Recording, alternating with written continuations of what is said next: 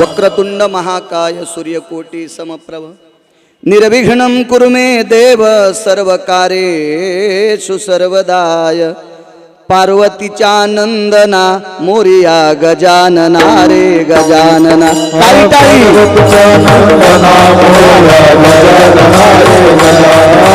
पार्वतीच्या नंदना मोरिया गजानना रे गजानना ताई ताई ताई गजानना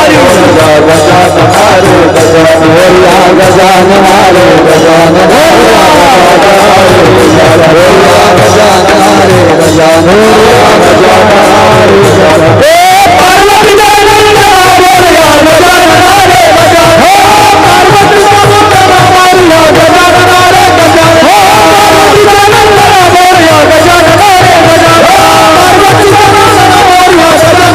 गजानना रामकृष्ण नामे ही दोन्ही साजिरी ए बेस कमी विको कमी रामकृष्ण नामे ही दोन्ही साजिरी हृदय मंदिरी स्मराकारे आपुली आपण करा सोडवन संसार बंधन तोडावेगी प्रस्तुत साढाचा अखंड मडके घडी तोरे हे 3.5 हाताचं 9 छिद्राचं गाडगं तयार केलं. कुठल्याही गाडग्याला भांड्याला जर छिद्र असेल तर त्याच्यात पाणी राहत नाही. उभं गाडगं 9 छिद्राचं केलं त्याच्यातलं पाणी मनानं बाहेर येत नाही. हा विधाता चतुर आहे आणि त्या विधात्याला सुद्धा या महाराष्ट्राचा मेळ लागला नाही. आणि त्या पवित्र महाराष्ट्रातले तुम्ही आहेत भगीऱ्यांच्या नादी लाग जाऊ नका. विधाला सुलभ साधन रामकृष्ण नामातली ताकद आहे. मी त्याच्याकरता म्हणत होतो महिलांनी पुढे सरका. माई काय समाधी बांधायची का? सरका पुढे, मागच्यांना जागा मिळते. सरका पुढे काय इचू निघतेत का? विठाला विठाला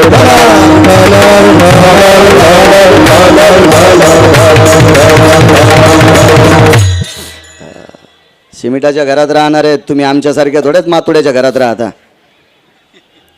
हुशार आहेत, सांगितलं कळतंय. राम आणि कृष्ण ही 2 नावं साजरी. याचं साजरे पण काय? पुन्हा एकदा तुम्हाला विनंती करतो, तुम्हाला प्रणाम करतो. आळंदीतल्या मालकांच्या कोक्तीनुसार प्रभू तुम्ही महिषाची मूर्ती. कथा कीर्तनातला श्रोता हा प्रत्यक्ष शिवशंकर असतो. माझ्या गणेशांचे बाबा भगवान सिद्धिविनायकाचे बाबा भगवान शिवशंकर. आळंदीतल्या मालकांनी कथा कीर्तनातल्या श्रोत्यांना शंकर उपमा दिली तुम्हाला, म्हणून तुम्हाला प्रणाम करतो. तुमच्या दर्शनाचा योग भगवान सिद्धिविनायकाच्या कृपेने आदरणीय परमार्थिक क्षेत्रातील धर्मनिरपेक्ष तथा उद्योग क्षेत्रातलं एक नाविन्यपूर्ण रत्न मराठवाड्यातलं आदरणीय शंकररावजी पोहळे साहेब भगवान सिद्धिविनायकाचे ते गोड भक्त आहेत. आणि त्यांनी आजच्या प्रसादाचा मान सन्मान उचलला.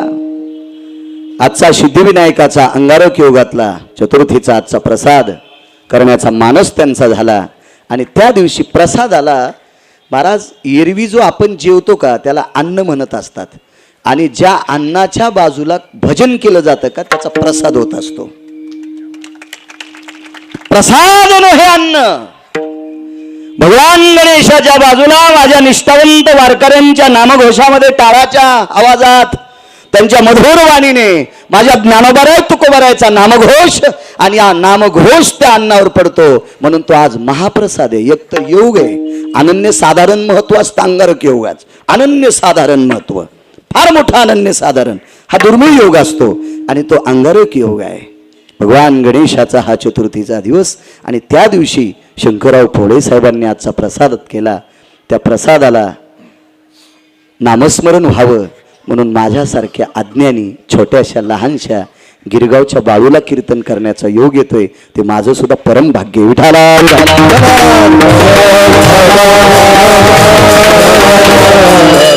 या मंदिराशी निगडीत मोठी मोठी रत्न आहेत. आदरणीय शैक्षणिक क्षेत्रातलं नाविन्यपूर्ण रत्न, राजकीय क्षेत्राचा सुद्धा गोडसा दबदबा ज्यांच्याकडे असे आदरणीय भोंडवे साहेब, तथा मला वाटते पुन्हा एक शिंदे साहेब, हा आदरणीय आईजी साहेब, आमचे शंकररावजी पोहळे साहेब, अजून करून त्यांची सगळी वा, मंदिराचे सेक्रेटरी आदरणीय उकळे साहेब, हे ज्यांची ज्यांची नावं घेतली तुम्हाला संसारासाठी मोठं केलं नाही इतकं बाळूचं ऐका. हो, संसारासाठी मोठे ज्याला कवडीची अक्कल नाही ते पण असतात. समोर टाकलेली भाकरी पोट भरल्याच्या नंतर कुठंतरी लपून ठेवा हे कुत्र्याला सुद्धा कळतंय. म्हणून तुम्हाला जे भगवंतानी मोठं केलं ह्या धर्म रक्षणाकरता केलं इतकं ध्यानात ठेवा. विठाला विठाला.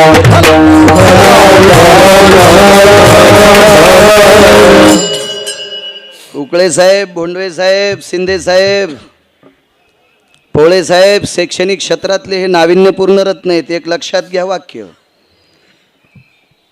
शास्त्राच्या दृष्टीनं संतांचं एक मंदिर आहे, मग सगळी संत आले त्याच्यात. एक मंदिर संतांचं आहे प्रवीण बुवा, दुसरं मंदिर देवाचं आहे, मग सगळी देवता आले त्याच्यामध्ये. आणि जगात वेद शास्त्र पुराणाच्या मतानुसार तिसरं मंदिर आहे, ते मंदिर आहे विद्येचं. आणि त्या विद्येच्या मंदिरात तुम्ही गोडसं काम करता. या पवित्र महाराष्ट्राच्या मातीतील विद्यार्थ्यांना घडवून या देशाचे हिरे बनवण्याचं काम त्या शाळेतनं तुम्ही करता. तुमच्या त्याही कार्याला गिरगावकराचा प्रणाम. विठाला विठाला.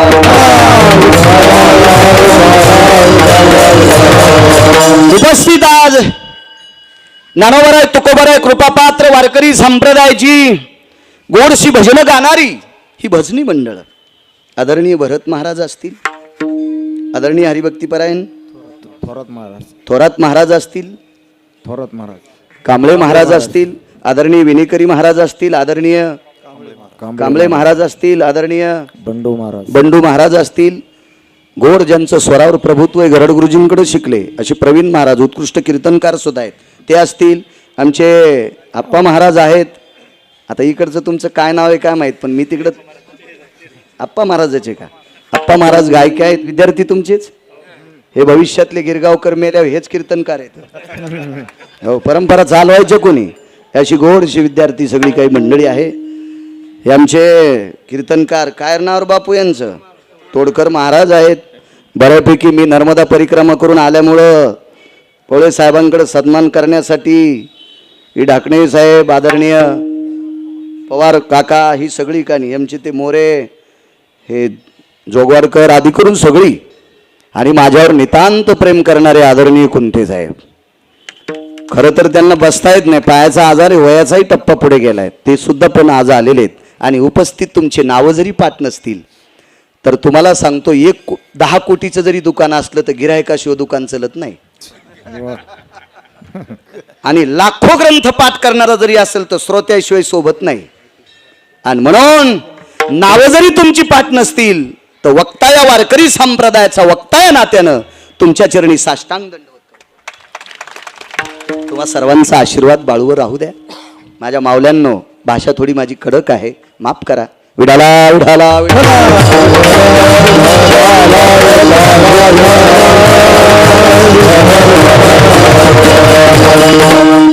पुनश्च पोळे साहेब, तुमच्यामुळे या पवित्र अंगारक योग गणेश चतुर्थीच्या दिवशी सिद्धिविनायकाच्या समोर महाराज या विश्वातला आराध्य दैवत भगवान गणेश आहे.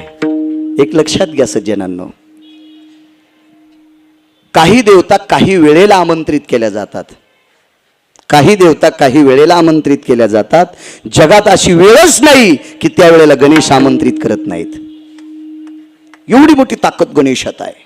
एक लक्षात ठेवा, दुःखद प्रसंग असेल तर बाकीच्या देवांना आमंत्रित नसतं, पण 10व्याचा जरी विधी असेल, 13व्याचा जरी विधी असेल, अलीकडे 12व्याचा जरी विधी असेल, पुण्यस्मरणाचा जरी विधी असेल, 6 मासाचा जरी विधी असेल, तरी त्या प्रत्येक विधीला मात्र भगवान गणेशाची वरून म्हणून सुपारी स्थापित केल्या जाती. ते जगातलं आराध्य दैवत म्हणून स्थान भगवान गणेश आहे. विठाला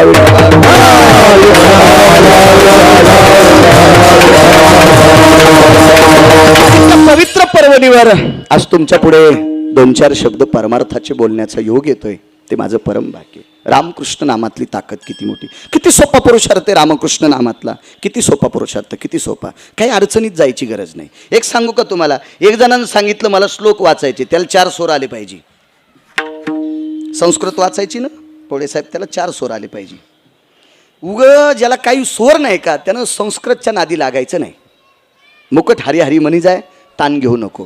चला, संस्कृत म्हणायची असेल, वाचायची असेल तर रस्व दीर्घ चुकता कामा नाही. रस्व जर दीर्घ जर चुकलं तर त्याचं तुम्हाला पुण्य लागत नाही. मंत्र चढो थोडा,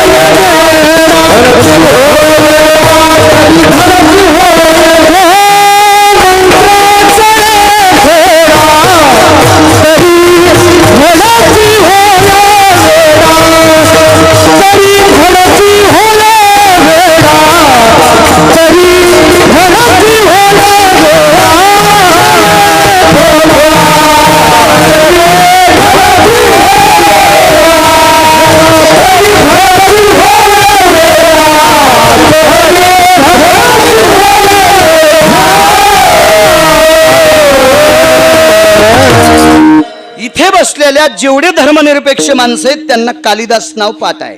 एखाद्या माणसाचं नाव नाही सांगत मी तुम्हाला. कालिदास म्हणजे संस्कृत मधले प्रचंड अस्खलित विद्वान व्यक्ती होती कालिदास. नादे अडचणीत हात घालायचा, घाली जाणं इच्छुट असल्यावर मग दवाखान्याकडे पळत हात झटकीत.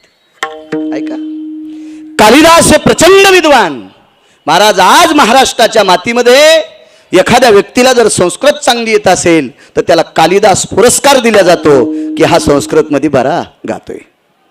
तर त्या कालिदास महाकालीचे भक्त होते. बघा, आपल्याला शक्य आहे का करणं? महाकालीचे भक्त पोळे साहेब. कालिदासांनी महाकालीची आराधना मांडली आणि कालिदासांच्या मुखारविंदातून थोडेसे 3.5 शब्द चुकले, फक्त 3.5. आवृतो सावव्रतेषु मिमक्रतुंजनं भवः मध्यसुधा भवातीनं आवृतं सव्रतेषु दः निधियां प्रतिभय सकलसुधानां छन्दकलाभय जायन्ते वृष्णिर्भयति छन्दसुधा मपि संगाभय जायते वृष्णिर्भयति व्यालाक्षायां सुदिव्यालाक्षं छन्द परावो. कोण गायचे? आमच्यासारख्या रेड्याला इतकं गाता येते. कालिदासांना किती गाता येत असेल? कालिदास किती अधिकारी असतील? त्यांना प्रत्यक्ष शंकर बोलायचे. आप्पा बुवा प्रत्यक्ष शंकर बोलायचे. जगदंबा प्रत्यक्ष बोलायची. सरस्वती माता कालिदासांचा कंठ शेकायची. गुंडे साहेब एवढे प्रचंड विद्वान कालिदास. 3.5 शब्द चुकले, पूजा आटपली, संध्याकाळी झोपले, पहाटे सकाळी उठले. नशीब पौर्णिमेची रात्र होती. सकाळी उठल्याच्या नंतर साहेब अंग पाहिलं, माझ्या धोत्रा इतकं पांढरं झालं. पोळे साहेब धोत्रा इतकं अंग पांढरं झालं. दुःख वाटलं, देवा काय चुकलंय माझं. भगवान शिवजीच्या मंदिरात गेले, माझ्या सिद्धिविनायकांच्या बाबांकडे गेले. नमामि तस्तेवं पाशुपतारुडायो दंडाति मुंडोति शंखादिभयो अधिष्ठितानां कैलासाधिपतये अधिष्ठितानां गिरिजापतये अधिष्ठितानां लंबोदरादितातयो अधिष्ठितायां कार्तिकेयां तातयो. हे भगवान गणेशाचे बाबा, भगवान कार्तिकेयांचे बाबा, भगवान आदिशक्ती मातेचे स्वामी. माझं शरीर असं का झालंय? शिवजींनी आदिशक्तीला आमंत्रित केलं, विचारलं, जगदंबा काय? यांचं संस्कृत म्हणता म्हणता चुकलंय. भारत देशातला प्रचंड विद्वान पोळे साहेब संस्कृत मधला कालिदास महाकालीचे उपासक चुकल्यामुळे 3.5 शब्द रस्व दीर्घ चुकले तर शरीर पांढरं झालं. भगवान शिवजीची कृपा झाली का महाकालीच्या समोर लोटांगण घातलं आणि आई साहेबांनी अंगावर फुल टाकल्याबरोबर शरीर पहिल्यासारखं झालं. लक्षात घ्या, कालिदासाचं चुकलं, शरीर पांढरं झालं, पण भगवान शंकराची कृपा झाली, महाकालीची कृपा झाली म्हणून शरीर पहिल्यासारखं झालं. आपल्याला पप्याची माय नीट बोलत नाही तर देव बोलतो का आपल्याला? त्याच्याकरता अडचणीत हात घालू नका. माझ्या आनंदीतले मालक सांगते तेच करा. उठाला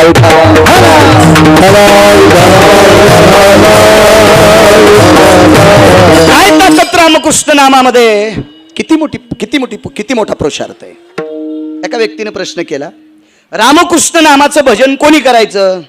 मालकांनी सांगितलं, सकळासी येथे आहे, सकळासी येथे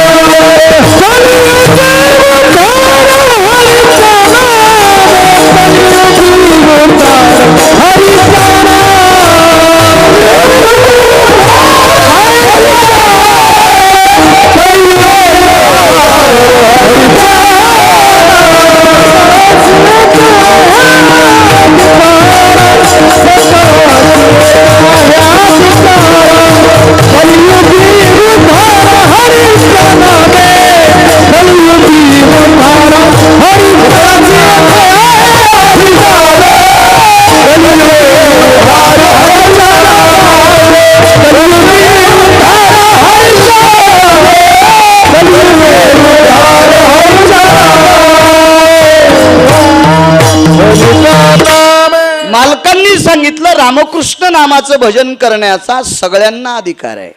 सकळासी, सकळ हा शब्द संख्यावाचक नाही. कोटी, खरव, निखरव, पद्म, अर्बुज, अब्ज हा शब्द संख्यावाचक नाही. सकल सगळे आले. कुठलाही जातवाचक शब्द नाही. ना ब्राह्मण, ना क्षत्रिय, ना वैश्य, ना शूद्र, कुठलाही धर्मवाचक शब्द नाही.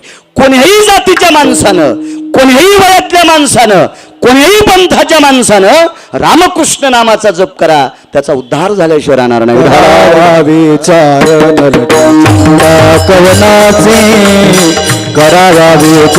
नलगे चिंता कवनाची,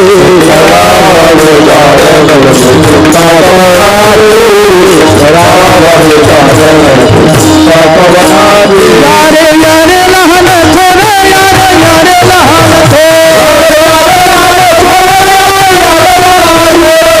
भलच्या नारी नर, याती भलच्या नारी नर,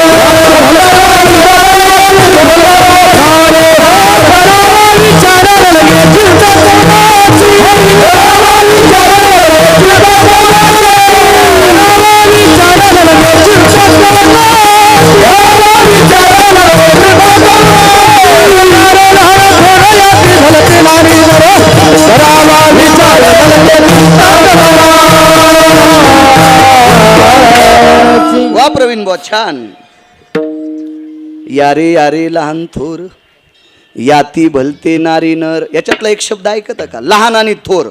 थोर म्हणजे आपल्याकडे किती पैसे याच ज्ञान नाही, इतक्या पैशावाल्या थोरांना पण या, आणि संध्याकाळी जेवायला नाही त्या लहानांनी पण या. हे भजन म्हटलं की त्याचा उद्धार. उठाला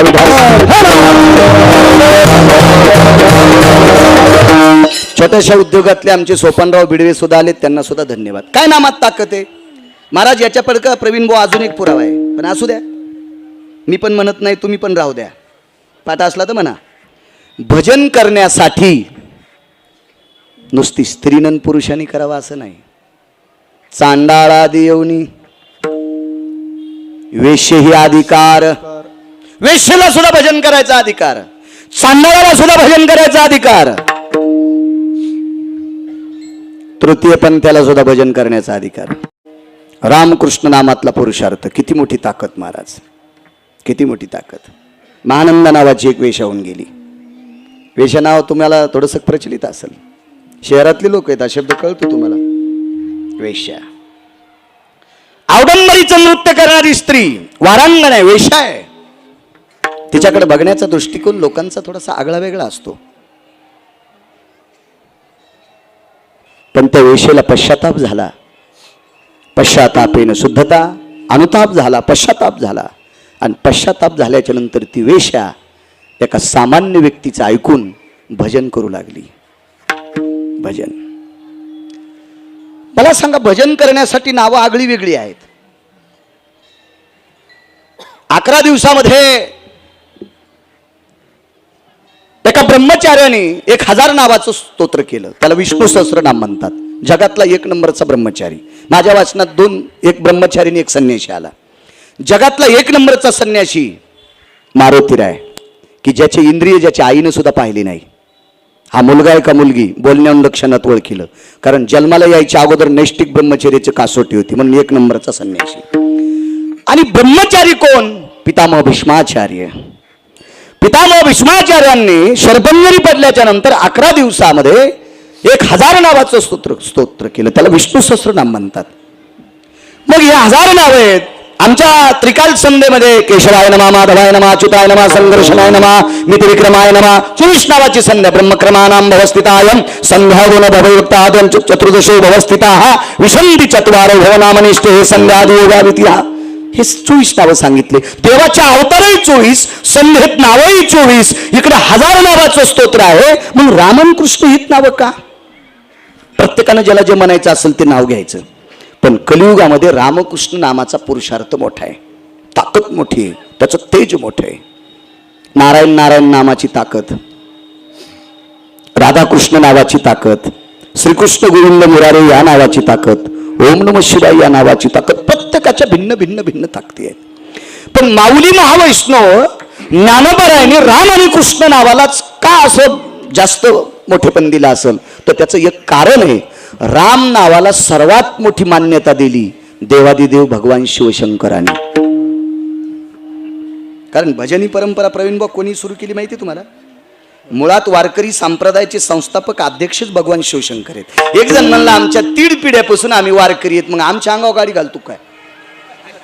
अरे तू 3 पिढ्यापासून वारकरी आहेस. विश्व स्थापन झालं त्यावेळेला भगवान शिवजीने वारकरी संप्रदायाची स्थापना केली. एका जनार्दन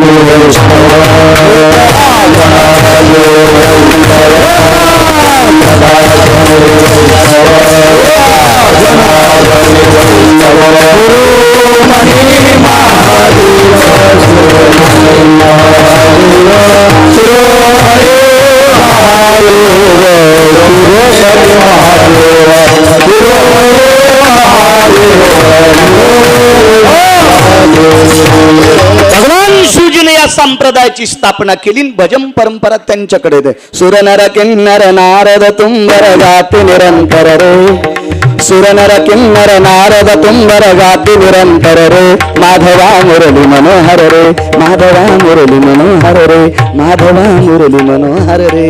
सूर नर किन्नर नारद तुंबर गाती निरंतर रे. हे नारद आणि तुंबर भगवान शिवजीच्या सानिध्यात गायन. सांब गायन करी, सांब म्हणजे शिवशंकर आप्पा बुवा. भजन आणि भजन ही परंपरा. भजन करी महादेव, रामनामाचं भजन केलं. याच्याही पलीकडचं जर सांगायचं झालं तर शिव हळहळे तापला, राम नामे शीतल झाला किंवा तोया नामे शीतल झाला. भगवान शिवजीनं ज्या वेळेला विष प्राशन केलं, हलाल नावाचं विष, त्यावेळेला शिवजीनं नाना प्रयत्न केले, वाटेल ते साधना केल्या. पण ज्या वेळेला रामनाम कंठात धरलं त्या दिवशी शिवजींचं विष शमन होतं. शिवजींच्या लक्षात आलं ह्या नामात इतकी मोठी ताकद आहे. म्हणून शिवजींनी कृपांकित केलेलं, वरदानयुक्त केलेलं, अधिष्ठित केलेलं, आरक्षित केलेलं नाव म्हणजे राम. ज्ञानोबरायांच्या लक्षात आलं वारकरी संप्रदायाचे संस्थापक माझ्या ज्ञानोबरायांच्या बुद्धीचा कोणी ठाव घ्यायचा आहे? कोण कोण विचार करायचा त्या बुद्धीला? अहो 2-3 भाषा येणारी माणसं नीट बोलत नाहीत कोणाला. हो, आमचा एक मित्र मुंबईला राहतो, ते मी एकाच शाळेत शिकलो, त्याला 72,000 पगार आहे आणि मी इकडे बाहेरचं खातो. त्याला 72,000चा पगार. मला कधी मध्ये भेटलं good evening, good night, good morning. आल मराठीत बोल ना, आपण एका वड्याचं पाणी दोघांनी संगच पिलंय आणि तुला 72,000ची पगार आहे. तुझी पप्याची माय मला सांगती हे 71,000ची महिन्याला पे तू. 1000 काढता येत नाहीत म्हणून खात्यावर ठेवतो. इतका नालाय की तरी मला इंग्रजीत बोलतो, मराठीत बोलत जाय ना. 3 भाषा आहेत आता. माझ्या आळंदीतल्या मालकाला 56 भाषेचा 56 भाषा. काय ठाव घ्यायचा महाराज त्या वाणीचा, काय ताकद आहे त्या वाणीची. आळंदीतल्या मालकांनी सांगितलं राम नाव भगवान शिवशंकराने आरक्षित केलेलं आहे. आणि आळंदीतले मालक ज्ञानदेव वैष्णव मोठा नारंबर आहे, वैष्णवातली फार मोठं टोक आहेत. मग कृष्ण नाव लावलं, भगवान शिवजींनी कृपा पात्रित केलेलं नाव. ह्या नावाची कृपा आहे. जिथं शिवजींचं विषमन होतंय तिथं तुमचा आमचा उद्धार का होणार नाही. काय हलाल विष प्यायचा योग आहे का आपल्याला? हलाल विष आपल्याकडे कशाला येईल ते एवढं विषारी?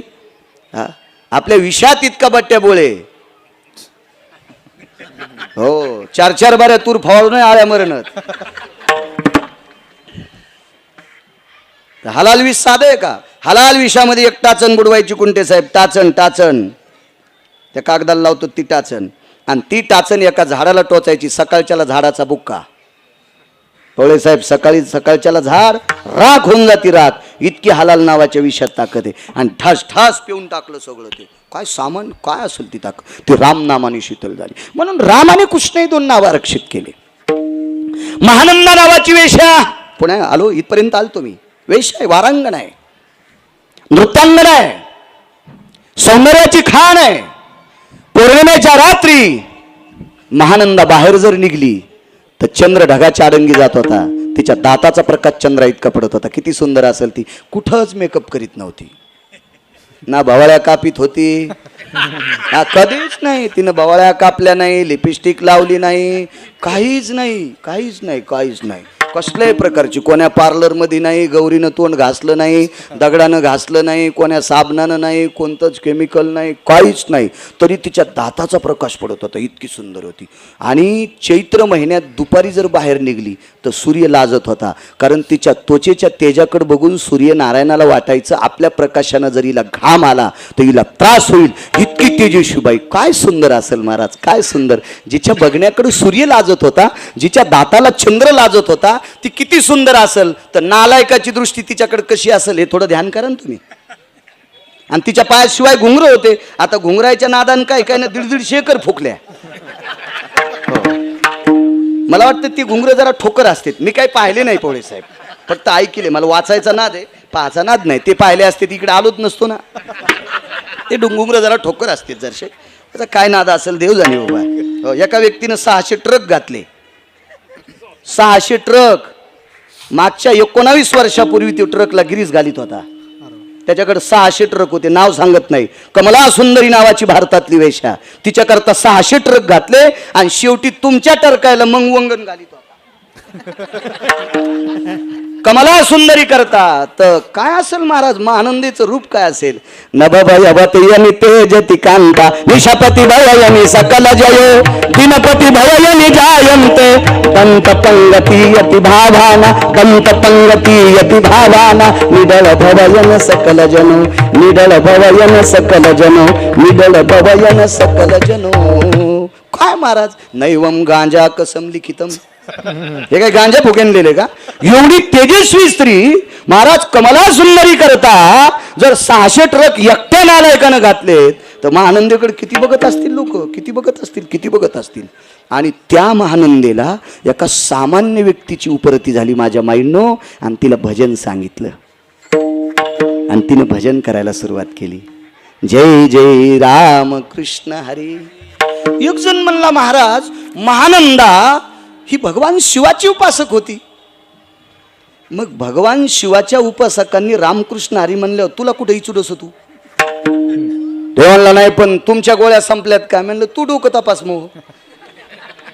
तू आहेस का? तू डॉक्टर आहेस का? म्हणलं माझा ब्रेन तपास तुला येत असतो. नाही पण ती शिवांची भक्त होती. अरे सोंबळ्या, जी महानंदा शिवांची भक्त होती ते शिवच रामनामाचं भजन करत होते. विठाला विठाला विठाला.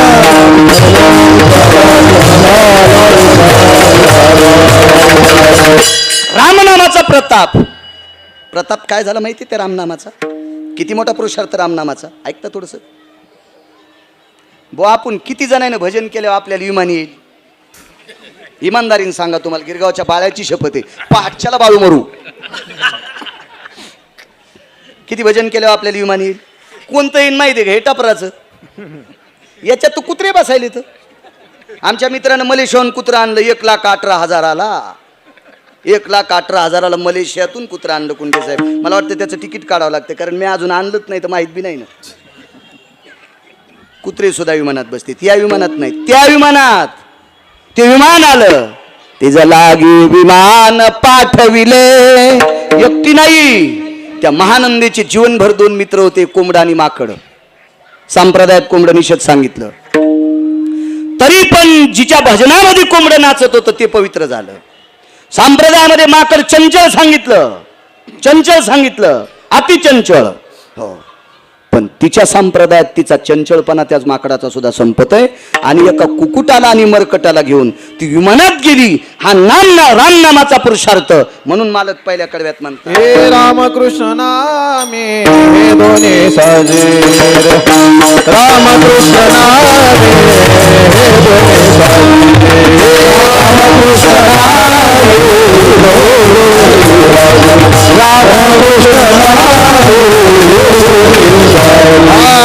रामकृष्ण नामे रामकृष्ण नामे हे दोन्ही साजीर. रामकृष्ण नामे हे दोन्ही साजीर. रामकृष्ण नामे रामकृष्ण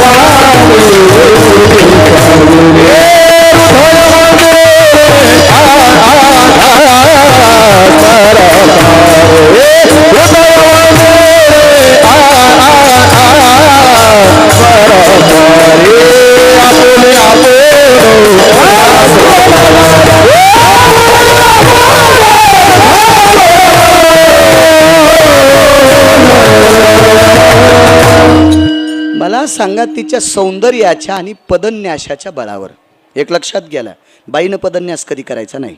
पदन्यास शब्दाचा अर्थ कळाला, नाचायचं नाही. भागवतात पण, रामायणात पण, शिवपुराणात पण. मी पुराण वाचून सांगतो, आणि ऐकायचं नसेल तर कुठेही नाचा. विठाला विठाला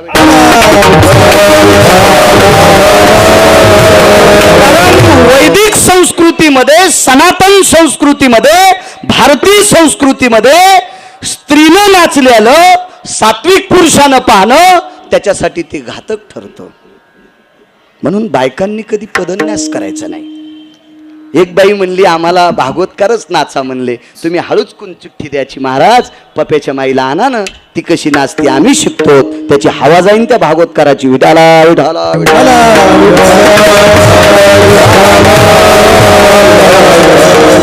काय असतं माहितीये का? एक माणूस पाहिला, त्याच्याकडे 1 किलोभर तांदूळ होते आणि त्याच्यात 15 किलो गारगुंडी होत्या. बंडे साहेब, शिंदे साहेब, पोळे साहेब, 10-15 किलो गारगुंडी आणि 1 किलो तांदूळ. गारगुंडीचा आणि तांदळाचा रंग सारखा. ते एकत्र मिसळले आणि पक्ष्यांना टाकले. महाराज, 15 किलो गारगुंडीतले 1 किलो तांदूळ निवडण्यासाठी पक्षी किती बेजार आहेत. तशा काही नालायकांनी ह्या गारगुंडी मिसळल्या आणि तुम्ही त्यांच्या नादी लागलात. विठाला विठाला.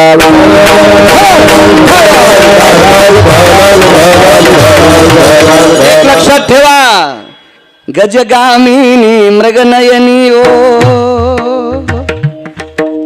गजगामिनी मृगनयनी ओ, कांता समभय जायन्ते, नारी भययनि सकल भयो, पूज्य सकलम प्रणिपदा, पूज्यम सकलम प्रणिपदा. माझ्या माईंनो राग येऊ देऊ नका. या भारत देशाची ओळख या देशातली स्त्री म्हणून आहे. या देशाची ओळख या देशाची स्त्री म्हणून आहे. लक्षात घ्या. पोळे साहेब ग्रामपंचायतच्या सदस्यापासून तर राष्ट्रपतीपर्यंत जेवढे पदाधिकारी आले ते कोणाच्या पोटी जन्माला आले? स्त्रीच्या. तुमच्या उद्योग क्षेत्रातले जेवढे उद्योगी जन्माला आले कोणाच्या पोटी जन्माला आलात? स्त्रीच्या. शिक्षण क्षेत्रातले तुम्ही जेवढे जन्माला आले ते कोणाच्या पोटी आले? स्त्रीच्या. आपले महाराज लोक सगळे कोणाच्या पोटी जन्माला आले? स्त्रीच्या. रत्नांना जन्म देण्याची ताकद तुमच्यात आहे. आणि म्हणून तुमच्या पोटी जन्माला आलेली रत्न, कन्या रत्न, आपल्या आईनं चुकीचं पाऊल उचलल्याच्या नंतर त्या मुलीनं सुद्धा पाऊल चुकीचं उचलावा असा भाग तुम्ही पात्र होऊ नका. कारण या देशामध्ये सर्वात मोठं नाव आहे राज्य, राणी व संपत्ती. या देशाची राज्य, राणी व संपत्ती कोणती असेल तरी त्या देशाची स्त्री आहे. म्हणून माझ्या माईंनो नाही चुका करायच्या. तुम्ही माफ करा, मला राग आला असेल तर याच्यानंतर महाकीर्तनात बसू नका. तुम्हाला 30 गाव पठ्ठ्याल 36 गाव विढाला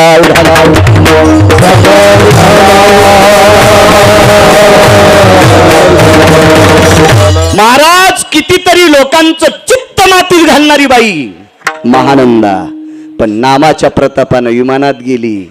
महाराज भगवान शिवजीने हृदयस्थ करून टाकली. फक्त रामनामाची ताकद. ऐका दुसरा पुरावा.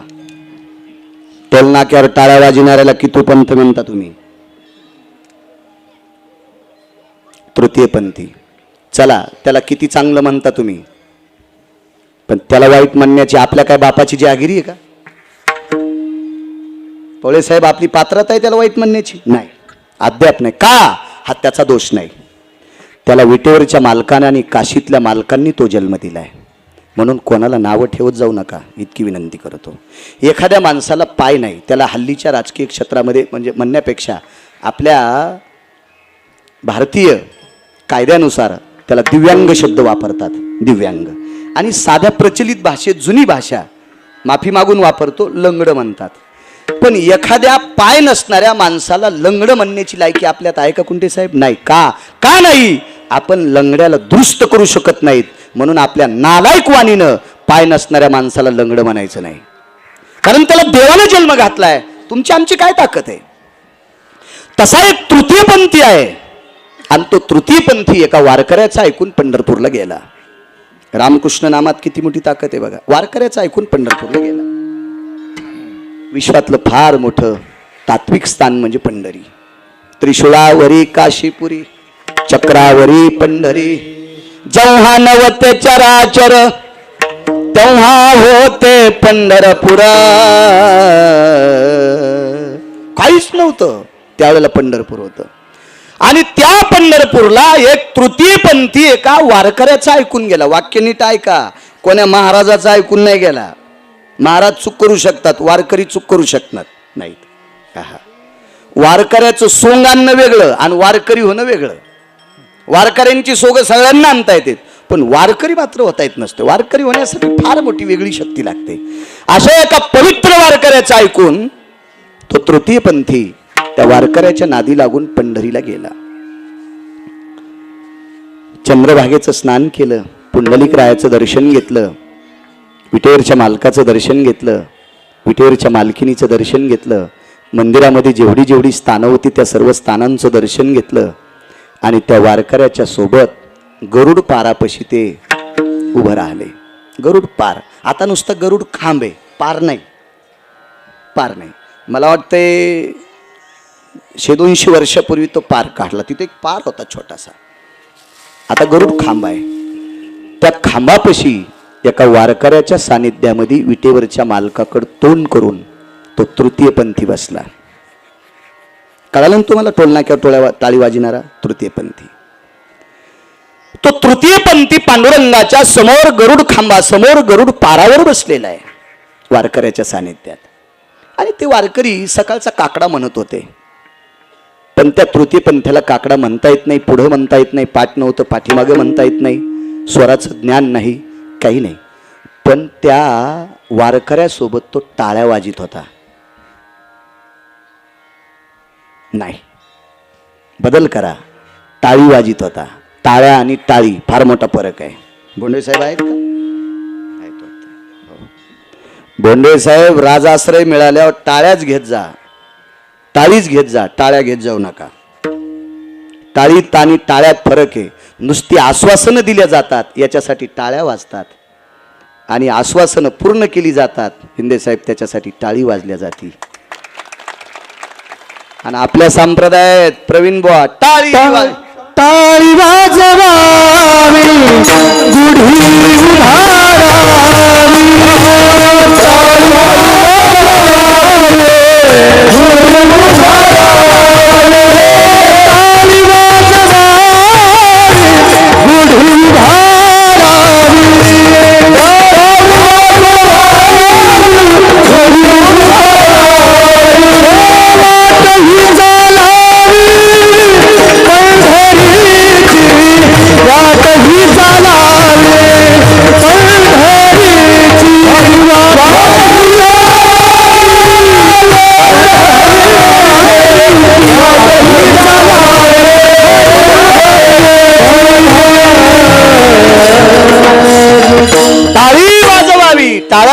टाळी, आणि तो टाळ्या वाजवत होता.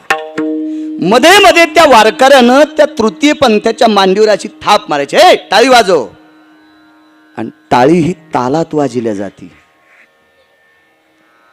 मला तर फारसं गाता येत नाही, पण चांगली राग रागिनी चांगलं सुरेल गाणारी माणसं शेजाऱ्याचा टाळ हुकला की त्याचा स्वर जाते. कधी कधी काही गायक माणसं चाळाचा टाळा त्या तालाचा ठेका पायाच्या अंगठ्यावर असतो त्यांचा. काय काय ज्ञान असतं, गंधर्वाची कृपा असते या लोकांना, इतकं गोडसं गाता येते. मग त्या वारकऱ्याने सांगावे त्या टाळ्या नको, टाळी. तासाभरात तो टाळी वाजवायला लागला, आणि एवढ्या तालात टाळी, एवढ्या तालात टाळी, एवढ्या तालात टाळी की त्याच्या तालातली टाळी पाहत असताना विटेवरचं पागल झालंय.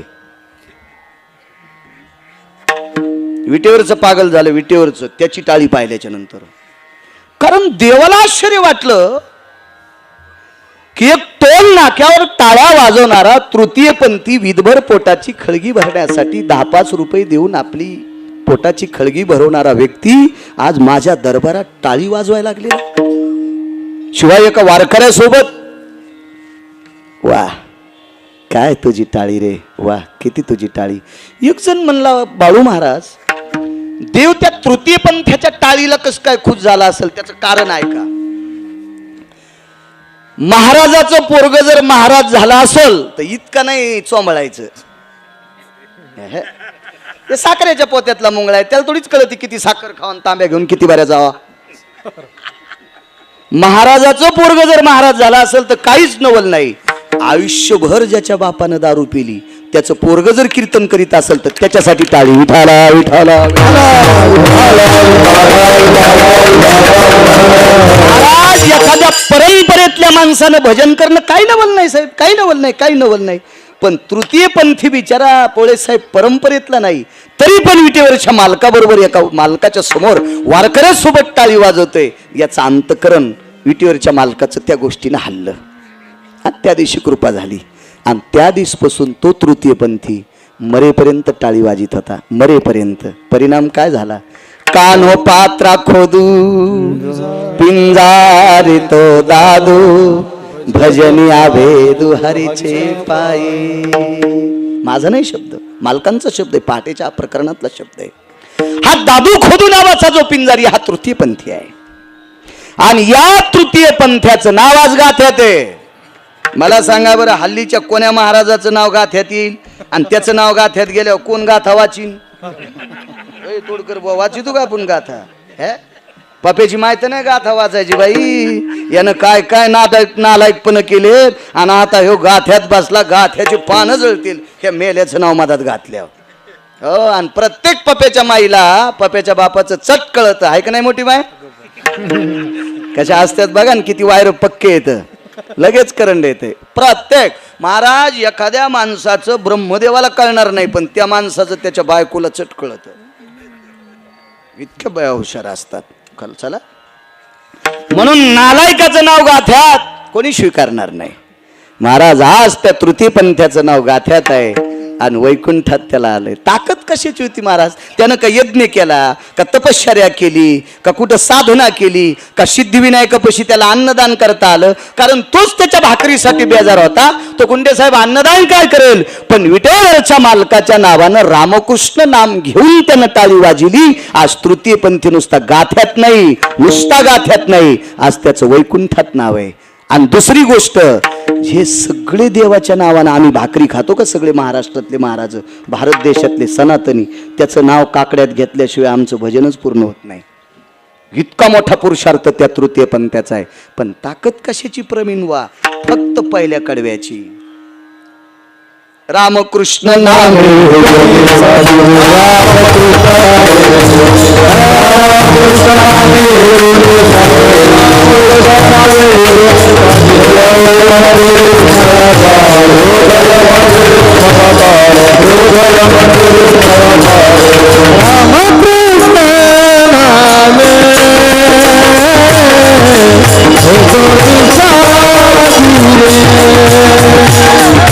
रामकृष्ण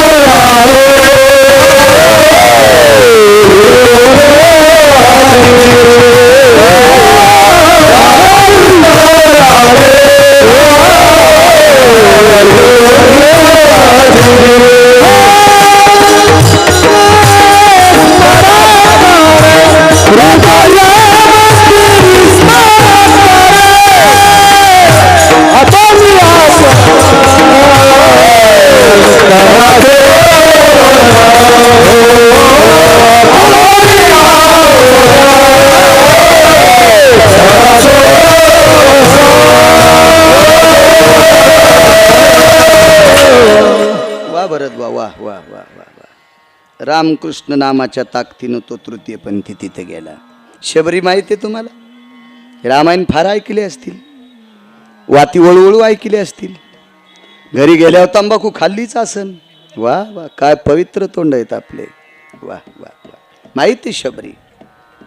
माझ्या माईंनो, इथं बसलेली एक बी पोळे साहेब बाई नसल की तिला ब्रश नसल.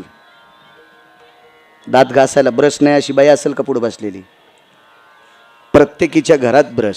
फक्त आहे ना, ब्रश कोविड मध्ये नवऱ्याच्या ब्रशच्या लांब ब्रश ठुलते. कारण येईल भीती वाटू लागली, पप्याच्या बापाला कोविड झाला तर आपल्याला होईन म्हणून त्याचा त्या खिडकीत आणि हिचा या खिडकीत. हो, कशा हसल्या बघा, लगेच कळत. माझ्या माईंनो, गरीबातल्या गरीब बाईला दात घासण्यासाठी ब्रश आहे. नव्हता हो माझ्या माईंनो, शबरीला ब्रश नव्हता. काय शबरीचा पुरुषार्थ होता स्त्रीत्वाचा, काय मावली होती शबरी. महाराज प्रपंचाचा, संसाराचा, सगळ्या गोष्टीचा त्याग केला आणि ऋष्यमुखावर पोचली. ऋष्यमुख नावाचा एक नग होता, पर्वत होता, त्याच्यावर पोचली. आणि कर्मनो गहनगती, त्या शबरीला एका सात्विक महाराजांची भेट झाली. तुम्ही आम्हाला महाराज म्हणताय, तुमची जीभ श्रीमंत म्हणून म्हणता. महाराज त्यांना म्हणलं पाहिजे की ज्यांना देवाच्या व्यतिरिक्त काही आवडू नये. तेची संत ज्यांचा हेत विठ्ठली, ते महाराज असतात. महाराज नेनती काही टाना नामस्मरणा वाचतो, ती महाराज असतात. ती महाराज. अशा एका महाराजांची भेट शबरीला झाली. फार दिवसाला शबरी दिसली महाराजांना. कोण? नामने देहा नाम शबरी. मान खाली घातली, सांगितलं पूज्यश्री, या देहाला आई वडिलांना शबरी नाव दिलेलं आहे. वा, कुठनं आली? आमक्या प्रांतातली. वर्णाने भिल्लाच्या कुळातली. मागे काही परंपरा आपल्या समोर सांगण्याची नाही. घरची परंपरा विचारली तर तिनं सांगितलं तुमच्या समोर मांडावा अशी माझ्या घरची परंपरा नाही. माझ्या घरची लोक लाहोर, चित्र, सशेर आणि डुकर खाणारी माणसं आहेत. तुमच्या पुढं काय मांडू. वा, इथून पुढचं नियोजन तुमच्या पायाची सेवा.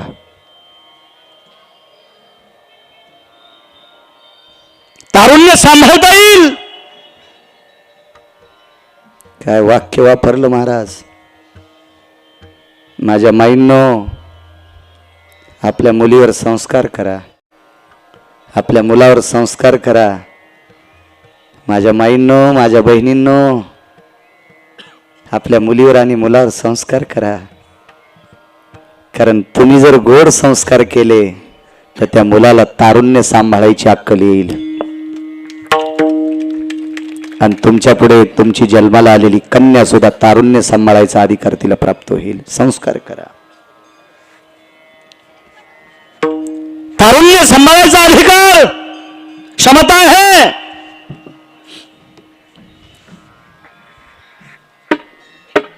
तुला तारुण्य सांभाळता येईल. महाराज शबरी ज्या झाडाखालून गेली त्या झाडाला फुलं लागत होती. फुलं इतकी शबरी सुंदर होती. आणि वाक्य पडलं, जीवनभर आमच्या आश्रमावर सेवा करशील. आमच्या आश्रमाची परंपरा तुला माहिती आहे का? तुला तारुण्य सांभाळता येईल का? शब्द नव्हता जवळ महाराज. माझ्या माईंनो, शबरी टस टस टस रडू लागली. डोळे भरून आले, डोळे पाणावले, खळा खळा खळा डोळ्याला पाणी येत होतं. आणि दोन्ही डोळ्याच्या 4 धारा ओंजळीत धरल्या आणि डोळ्यातलं पाणी मुनिश्री मतंगाच्या पुढे टाकलं. पायावर नाही टाकलं, पुढे टाकलं आणि दोन्ही हात छातीवर ठेवले. गुरुवर्य, तुमच्या आशीर्वादाच्या कृपेनं मी तारुण्य पण सांभाळेल. तुमचा आशीर्वाद पाहिजे, मी तारुण्य सांभाळेल. वा, ठीक आहे. 9व्या दिवशी मतंग सकाळी स्नानाला जात होते. मतंग ऋषी उठायच्या अगोदर शबरी आश्रम झाडत होती. रात्र पौर्णिमेची आहे. चुकून शब्द गेला. रात्र अमावस्येची आहे. या अमावस्येच्या रात्री पहाटेच्या प्रहरी शबरी आश्रम झाडत असताना शबरीच्या भोवताल तिच्या तनूचा सुगंध पडला होता. तनू म्हणजे त्वचा. तनू म्हणजे त्वचा. त्वचेचा सुगंध पडला. सुगंध प्रकाश पडला होता. प्रकाश आणि तो सुगंध येत होता. एवढं सौंदर्य. पाठीमागं पाहिलं. शबरी जी हात नाही छाती उठवला. महाराज आदरयुक्त भीती किती होती. ज्या झाडून आश्रम झाडत होती शबरी म्हणल्याबरोबर झाडूच छातीला लावला. जी जी जी गुरुवरे जी जी जी जी जी. सासऱ्याने सुनाला आवाज दिल्यावर सून सासऱ्याला जी म्हणती त्या सुनानं हातवरी करा बरं. काही चुडच होतो तुमच्या जीबीला.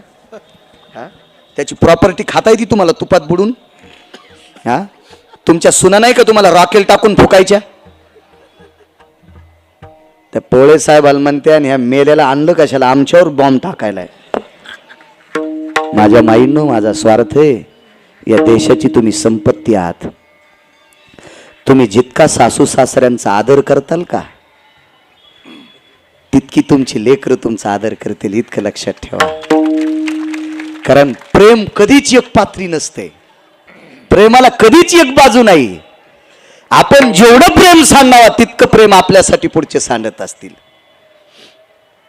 पोळे साहेबांचा साईराज नावाचा फार छोटासा मुलगा आहे.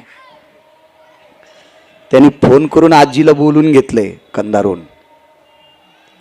मी म्हणलं का रे तू आजीला बोलवलं. हो म्हणे आमच्याकडे भंडारा आहे. आजी ये ग तू.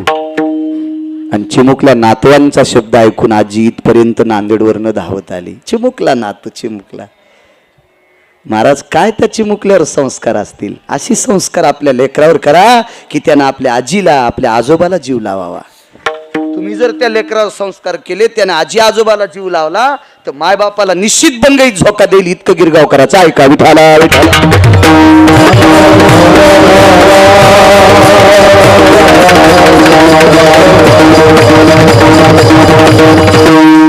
आदरानं झाडू छातीवर लावला. प्रभू जी शबरी जी. अग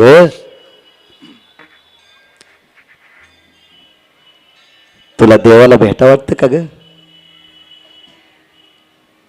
तुला देवाला भेटा वाटतं का ग. शबरीने मान खाली घालून एक शब्द वापरला. गुरुजी तुमच्या पायात मला 33 कोटी देवता सापडतात. तुमच्या पायात मला 33 कोटी देवता सापडतात. काय पुरुषार्थ आहे शबरीचा. तरी पण शब्द वापरला. तुला देवाला पाहावं वाटतं का.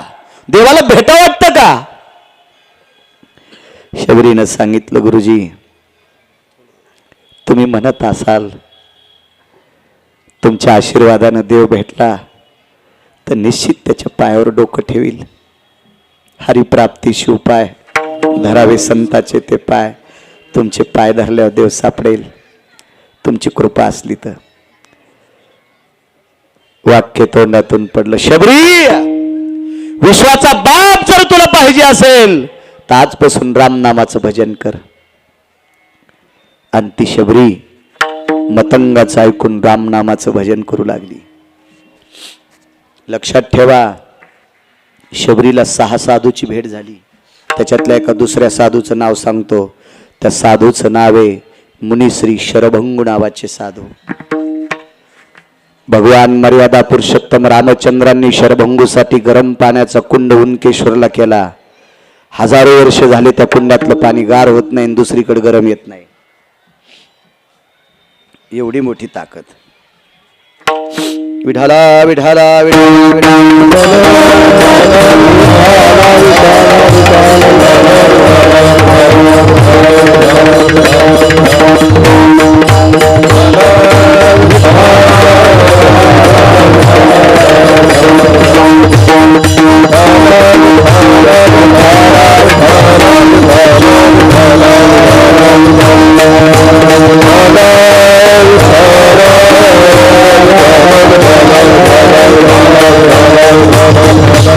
Bala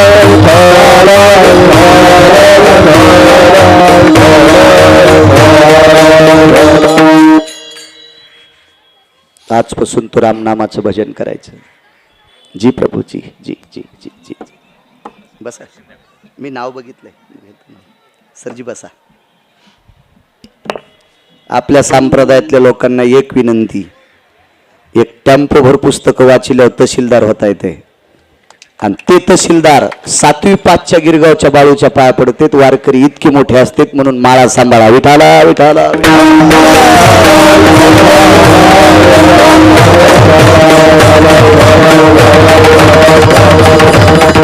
आदरणीय उच्च शिक्षित, मगाशी मी विद्येच्या मंदिराचं वर्णन केलं. बोंडवे साहेब असतील, शिंदे साहेब असतील, आदरणीय आमचे आयजी साहेब असतील आणि उकळे साहेब असतील. विद्येच्या मंदिराचं काम करतात. संताचं आणि देवाचं जसं मंदिर तसं विद्येचं मंदिर. आणि त्याच विद्येच्या मंदिरामध्ये आदरणीय उमेशजी शिवाजीराव पाटील साहेबांना त्या विद्येच्या मंदिराची कृपा झाली, मा सरस्वतीची कृपा झाली आणि शैक्षणिक क्षेत्रात गरुडाच्या पंखाने झेप घेतली. आणि आज त्या पर तहसीलदार आहेत. आदरणीय सौभाग्यवती तेजश्री उमेशराव पाटील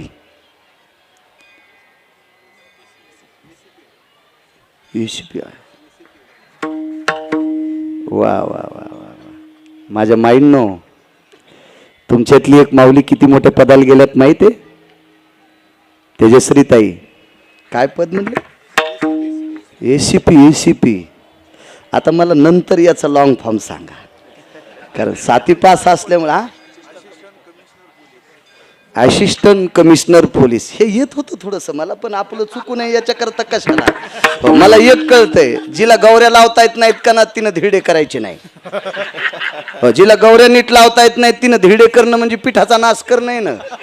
आणि जिला पिठल्यातले गोळे फुटणं ती म्हणली मी बासुंदी करते. म्हणलं राव दे चतुरा, आम्ही तसंच पिऊ. विठाला विठा.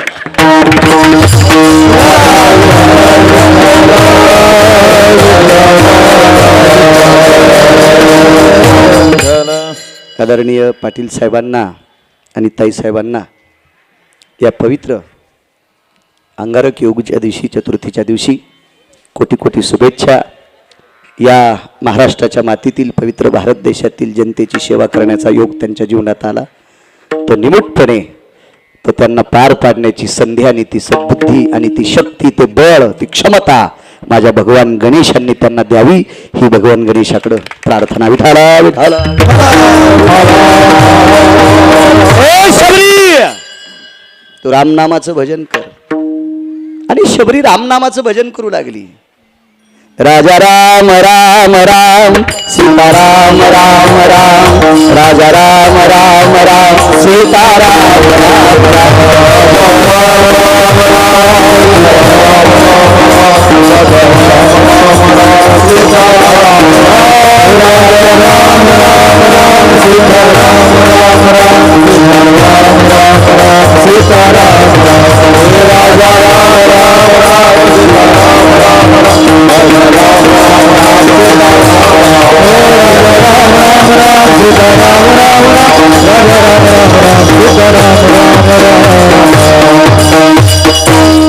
रामनामाचं भजन शबरी करू लागली. एक लक्षात घ्या, आता सुद्धा 10-5 श्लोक येणाऱ्यांना भजन नको वाटतंय. माझी इथे संहिता झाली, कुठं बी हो दे ना, कुठं बी हो दे तुझी संहिता, कुठं हो दे. मला इतके श्लोक पाठ आहेत, मला एवढी ग्रंथ पाठ आहेत, तरी सुंबळ्या तू ब्रह्मवेत्ता होऊ शकत नाहीस.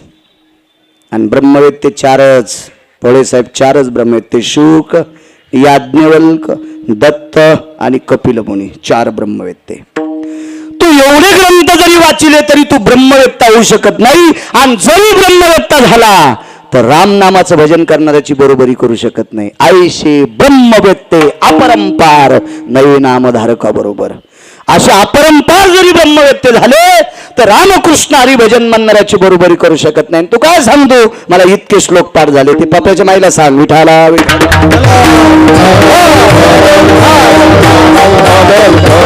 या शबरीनं भजन केलं. आज तुमच्या आमच्यातले 10-5 श्लोक पाठ करणारे इतके तरारलेत, तर त्या काळातल्या जटा धरायला 200 शिष्य होते काही महाराजाच्या. जटा मिशा धरायला 22 शिष्य, इकून 11 आणि इकून 11 मिशा धरायला.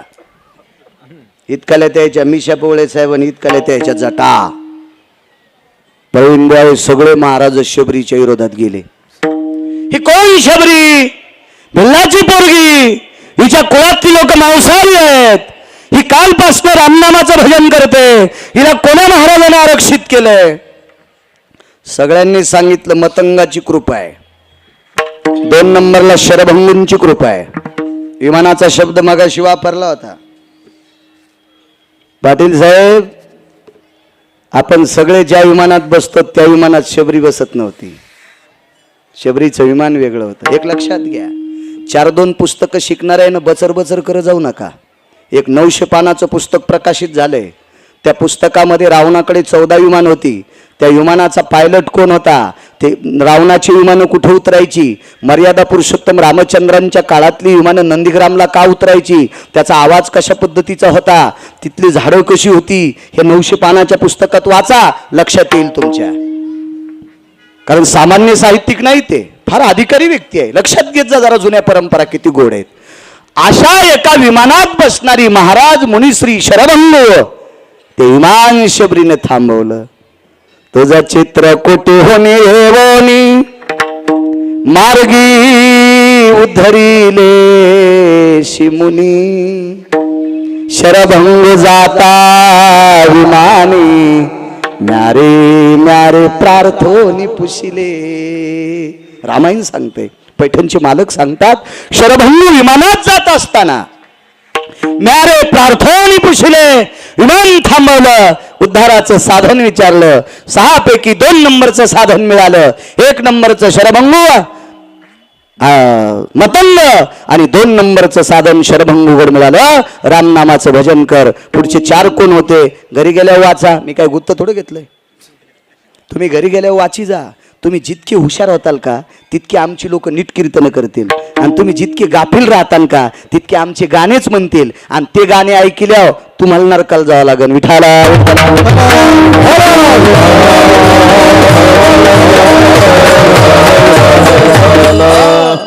शरभंगचं ऐकलं, रामनामाला पुन्हा ताकद मिळाली आणि भजन करत राहिली. आदरणीय उमेशजी पाटील साहेब, या शबरीला त्या काळातल्या ऋषी मुनी योगी तप्यांनी त्रास दिला. शबरी जंगलात थांबली. माझ्या माईंना पुन्हा एकदा सांगतो, आयुष्यभर आरसा पाहायला भेटला नाही. आयुष्यभर आरसा. तुम्ही इतक्या कपाटापुढे डोकं इचरिता म्हणून पिटल्यात केस सापडतात. हो या, मी संसारिक आहे, मी थोडा ब्रह्मचारी आहे, मी थोडा संन्यासी आहे, आणि मी संसारिकाच्या घरी जेवतो, चपाती तुटत नाही. मग लक्षात येतं हिच्यात कोणता फ्युकॉल घातला असेल, लक्षात येते डोक्याचा घातलाय. इतक्या बारे डोकं विचारा.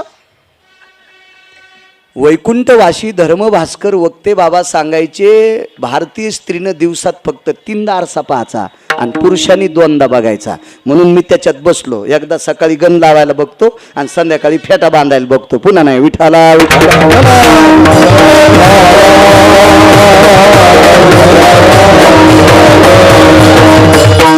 बघत सा कधी कधी जात असताना कुठं कार्यक्रमाला यायला, त्याला पण फारसं नाही. कुठे केस इचरावा, डोक्याचे केस कुठं पडावा, हे द्रौपदीच्या चरित्रात वाचा. विराट राजाच्या घरी द्रौपदी सैरंद्र होती शेण काढायला, तर द्रौपदीच्या जीवनात केस विचारायची जागा कुठं होती, द्रौपदीचे केस किती पवित्र होते. आदरणीय पाटील साहेब, पोळे साहेब, द्रौपदीचे केस डोक्याचे खाली पडल्याच्या नंतर रामकृष्ण हरी म्हणत होते, इतके पवित्र डोक्याचे केस होते. म्हणून पंढरपुरातला तीसाठी पागल झालतो. विठाला विठाला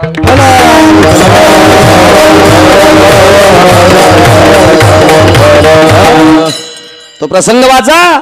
पांडव अज्ञातवासात आहेत. पुन्हा 12 वर्षाचा वनवास आणि 1 वर्ष अज्ञातवास होऊ नये म्हणून पंढरपुरातल्या मालकानं शेण हातात घ्यायचं, आणि द्रौपदीनं जिथे केस विचारले ते सगळे केस शेणात घ्यायचे, शेण वाळवायचं आणि पेटून द्यायचं. आदा कादा नालायक दुर्योधनाचे सेवक जर उकंड्याला कान लावला असता तर उकंड्यातून रामकृष्ण हरीचा जप आला असता, आणि त्या दुर्योधनाला कळालं असतं पांडव इथे आहेत, म्हणून त्या केस शेणात गुंडाळून वाळून पेटीत होते. हे पंढरपुरातला मालक करत होता. विठाला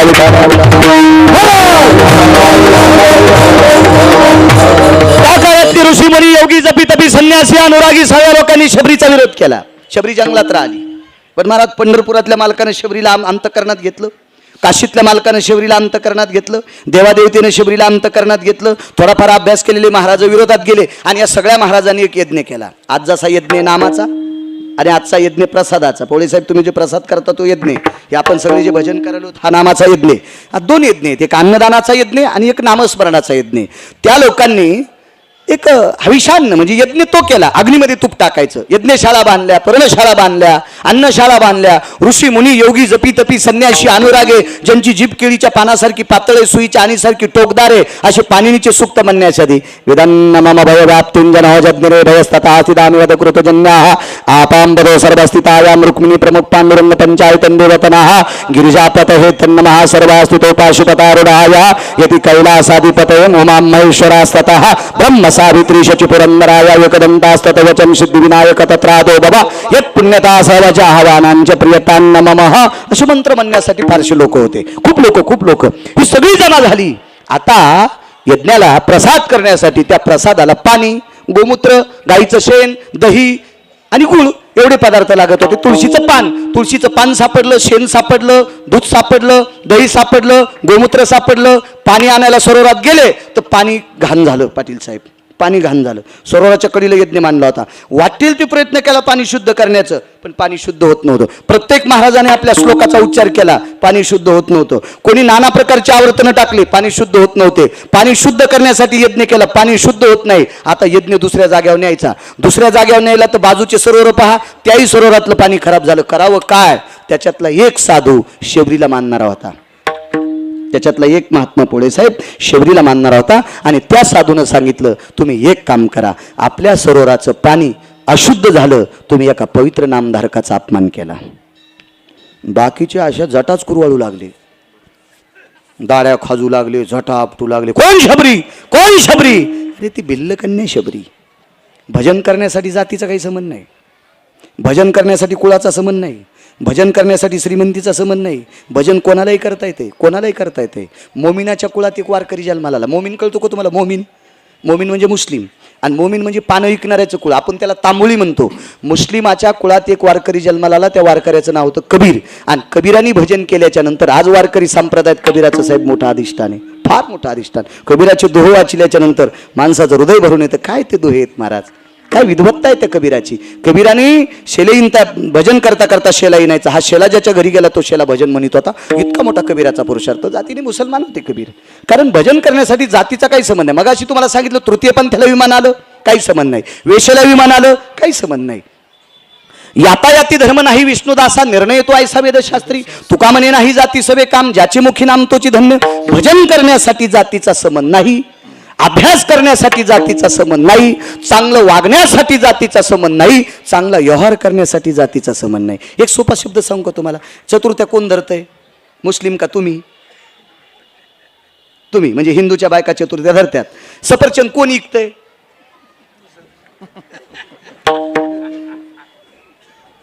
पाटील साहेब, शक्यतो तुम्हाला पण अभ्यास आहे शेतीतला. शेतकरी जरी पिकीत असतील पण इकित कोण?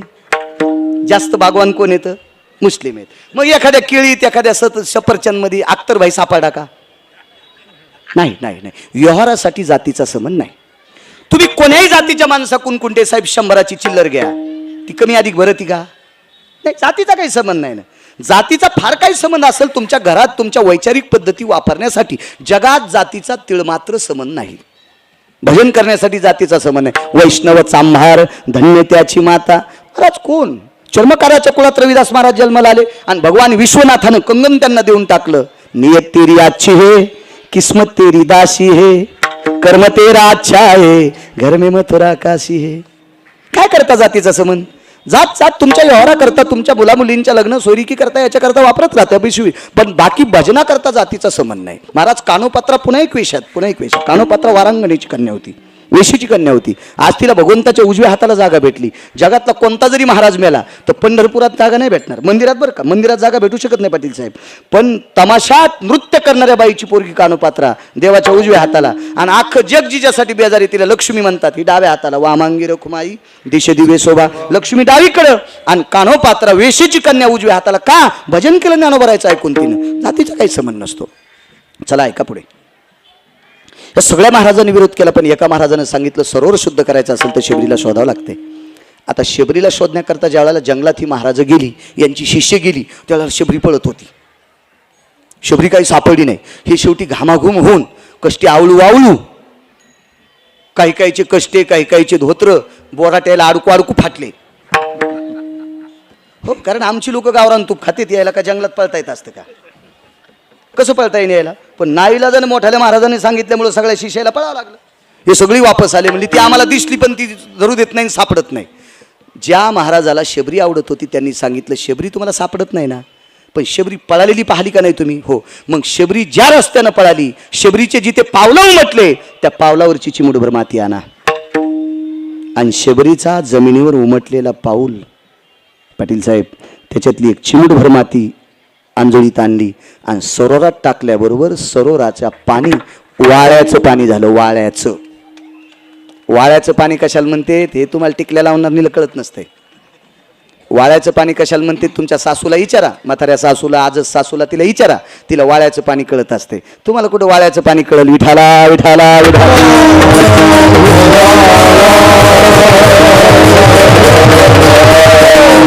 कारण जुनं कळण्यासाठी जुनं शिकावं लागेल. साहेब तुम्हाला लहानपणची गोष्ट माहिती आहे का? तुमच्या माझ्या लहानपणी गुळाचा चहा पिणाऱ्याला भिकार चोट म्हणत होते. पळे साहेब हेच होतं ना, गुळाचा चहा पिणाऱ्या लोक भिकार. हे त्याला काय साखर भेटती? त्याच्या इथे साखरेची पुरणपोळी असती का? ते भिकार चोटे, ते गुळाचा चहा पिते. आणि आत्ताच सांगा बरं पाटील साहेब, आता 1-1 कोटीच्या गाड्या कुठं थांबतात? इथे सेंद्रिय गुळाचा चहा भेटल. त्या चहा करणाऱ्या विचारलं तुला जमीन किती येते? म्हणला ईदभर नाही. मग बायकोच्या डोक्यावर गुळा ऊस लावला होता का तो?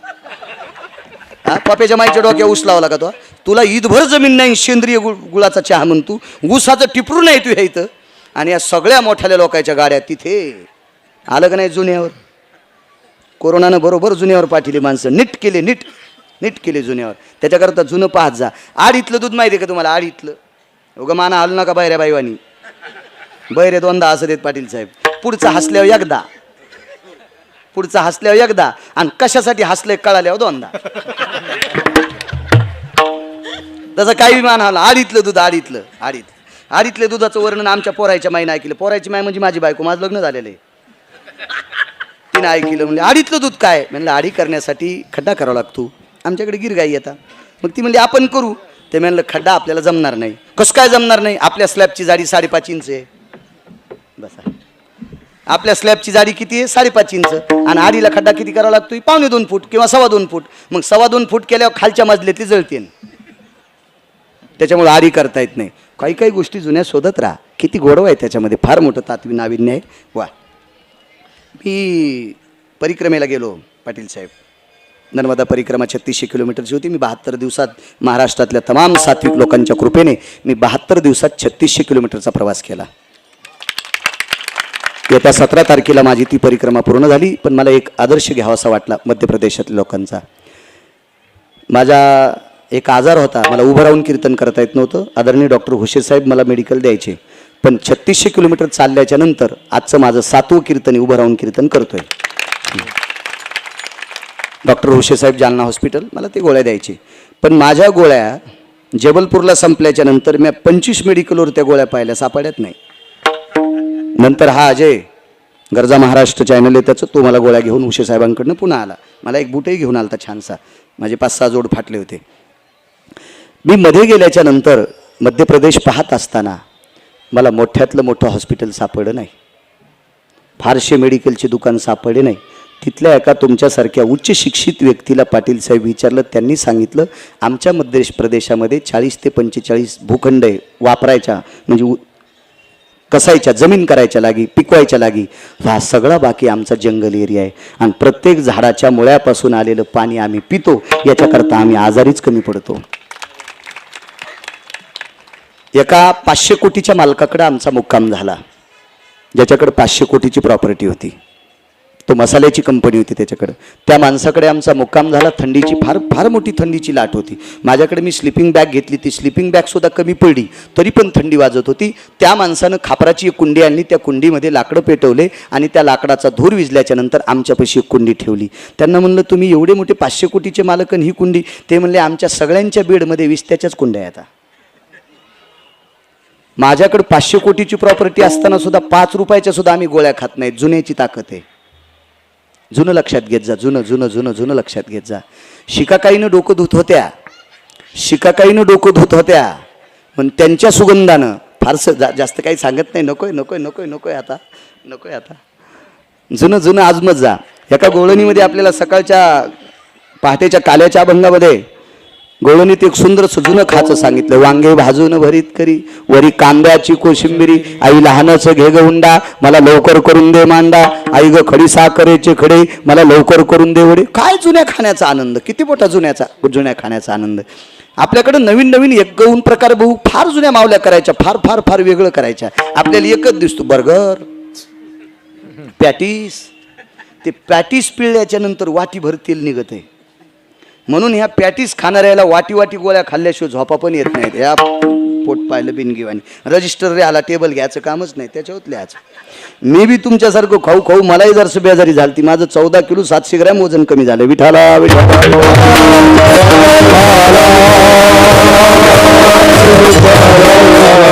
बघाय लोकांचे शरीर उच्च पदावर असताना सुद्धा आहार सांभाळतात. त्याच्याकरता किती मोठं. त्या मध्य प्रदेशातल्या लोकांचं मला आवडलं थोडंसं. जीवनात मी 72 दिवसात चपातीला तेल लावलेलं पाहिलंच नाही. जाळावरल्याच चपात्या. आपलं खाचं शिका. चला, ही मोठी मोठी लोक शबरीला विरोध करत होती. ती माती आणली आणि त्या सरोवरात टाकली. मुद्दा कुठपर्यंत आलता माहिती आहे का? त्या सरोवराच्या पाण्याचं रूपांतर वाळ्याच्या रूपात झालं. वाळ्याच्या म्हणजे आपण चांगल्या प्रतीच्या कंपनीच्या बॉटलमधलं जे पाणी पितो का पोळे साहेब, त्याच्या 1000 पटीनं शुद्ध त्या सरोवरातलं पाणी शबरीच्या पायाखालची माती टाकल्याच्या नंतर झालं. आता पत्रकार आले तिथं. आता नाना प्रकारची पत्रकार, प्रत्येक पेपरचा पत्रकार वेगवेगळा पाटील साहेब. पण त्यावेळेला मला नाव लक्षात येईल, भोंडवे साहेब. हां, मगाशीच बोललो तुमच्याविषयी. शिक्षण क्षेत्रात काळातला पहिला पत्रकार कोण असेल तर श्रुती नावाची पत्रकार होती. श्रुती नावाच्या पत्रकाराच्या अगोदर कोणीही पत्रकार झालेला नाही. आणि श्रुतीसारखा न्याय आतापर्यंत जगात कोणीच देऊ शकत नाही. कारण श्रुती पंढरपुरातल्या मालकालाही भेट नव्हती. हा, तर डवळ्या कपड्यावाल्याला श्रुती भेटी होय. हो, भोंडे साहेब, ती खुर्ची भेटल्यावर कोणाला भेडण्याचं काम करू नका. पत्रकारांनी तुमच्या वाणीला मुजरा करावा असं बोलत जा. महाराज, श्रुती नाही बेली, पंढरपुरातल्या मालकाला भेट नव्हती. या रवी शेठ. श्रुतीला एक दिवशी भगवान शिवशंकरांनी एक शब्द सांगितला. श्रुतीने सांगितलं, प्रभू माफ करा, आयुष्यभर तुमचं भजन करते. पण हे शब्द नाही ऐकायचे. बघा बघा, का पुराणाचा दिलासा घ्या. कोणता शब्द होता? पंढरपुरातल्या मालकानं श्रुतीला 3 वेळेस टाळलं. पंढरपुरातल्या मालकाला सांगितलं, तुमचं भजन करते, पण तुमचे 3 शब्द ऐकणार नाही. सगळं सांगायला वेळ मोज काय आपल्याकडे. बैल 2 जमीन 300 एकरीत किंवा अनवत नसती. मला फक्त 9चा टाईम येईल. मला वाटतं आटपला टाईम आहे आता. माणसांना प्रसाद घ्यायचा आहे. शहाण्याबाईनं वरण शिजल्यावर गॅस बंद केला पाहिजे. पण तिने गॅस चालूच ठेवला. ती म्हणली, माझ्या नवऱ्याला 3 लाख पगार आहे. म्हणलं, जळू दी पगार, पण वरण जळालं ना. वरण नको जळू देऊ ना. लय गॅस येतं आम्हाला टाक्या ती 2-4, पण वरण जळूस तर नको ना चालू ठेवू. म्हणून तसं कीर्तन आपल्या वेळेस संपवा अशी मर्यादा असती. समय जाना. चला, शबरीकडे श्रुती नावाची पत्रकार आली. आणि त्या श्रुती नावाच्या पत्रकाराने शबरीला विचारलं, माते, तुझ्या पायाची माती सरोवरात टाकल्याच्या नंतर सरोवर शुद्ध होतं. तिनं सांगितलं, मला काहीच कळत नाही. माझ्या पायातला प्रताप आहे का पायाखालच्या मातीचा प्रताप आहे का माझ्या शरीराचा प्रताप आहे? मी तर कुळानं भिल्लाच्या कुळातली आहे. मी भिल्लाच्या कुळातली. मला काही सांगता येणार नाही. ही पत्रकार महाराजांकडे गेली. आता काय होतं माहिती आहे का भोंडवे साहेब, लहान माणसाचं गुणगान गाण्याची वेळ आली की मोठ्या माणसाला जरासं दुःख वाटत असतं. मोठ्या माणसाला थोडंसं दुःख वाटत असतं. आता मी शहरात राहतो. आमच्या शेजारी एका बाईच्या सासऱ्याचं पक्ष होतं. पक्ष म्हणजे पित्र होते. पित्र. आणि पित्राला 14 पदार्थ लागतात. त्याच्यातला मुख्य पदार्थ आहे कढी. कढीसाठी आमसूल लागते, चिंचाची पानं लागतात किंवा चिंच लागते किंवा ताक लागते किंवा दही लागते. आता शहरात असल्यामुळे तिच्याकडे शेतात चिंच आणि चिंचेची पानं आणायला जात कोणी नव्हतं. योगायोगानं गावात एक चुकीची घटना घडल्यामुळे सगळे किराणा दुकान बंद असल्यामुळं आमसूल भेटत नव्हतं. पण आमच्या कॉलनीच्या बाजूला अर्धा किलोमीटरच्या अंतरावर एका बाईकडं पोळेसाहेब 4 म्हशी होत्या. तिला गुंठाभर जमीन नाही. आणि जिच्या सासऱ्याचं श्राद्ध आहे तिच्या नवऱ्याला महिन्याची 10 लाख कमाई होती. 10 लाख कमाई ही फार कमी सांगतो, कारण तिच्या नवऱ्यानं सही केली की टेबला खालून सुटकेस येतच होती. एवढ्या घरची बाई. पण आता सासऱ्याच्या श्राद्धाकरता मग कीर्तन ऐकणार होती. तिला माहित होतं हे जेवायला येणार आहे. मला त्या दिवशी कीर्तन नव्हतं. हो, मी कीर्तन असल्यावर तर बाहेरचं खातोच, पण कीर्तन नसल्यावर पण कोणाच्या घरचं खातो. तसं नाही खाल्लं की मग पोट राहत नाही, दुखत पोट. ते मला रोज नारळ घ्यायची सवय. एक दिवशी झोपच येईन बोंडवे साहेब. आमच्या पोरायची माय म्हणली तुम्हाला झोप कस काय ना, मग एकच काम कर, एक नारळ घे, तू हेच 10 रुपये दिन माझ्या हातात दे. नाही इतकं नका हसू, तितकं नाही इचकलेलं. तुम्ही सुद्धा तिच्याच मागे येत, तुम्ही मह्यापेक्षा पोटकिडे येत. विठाला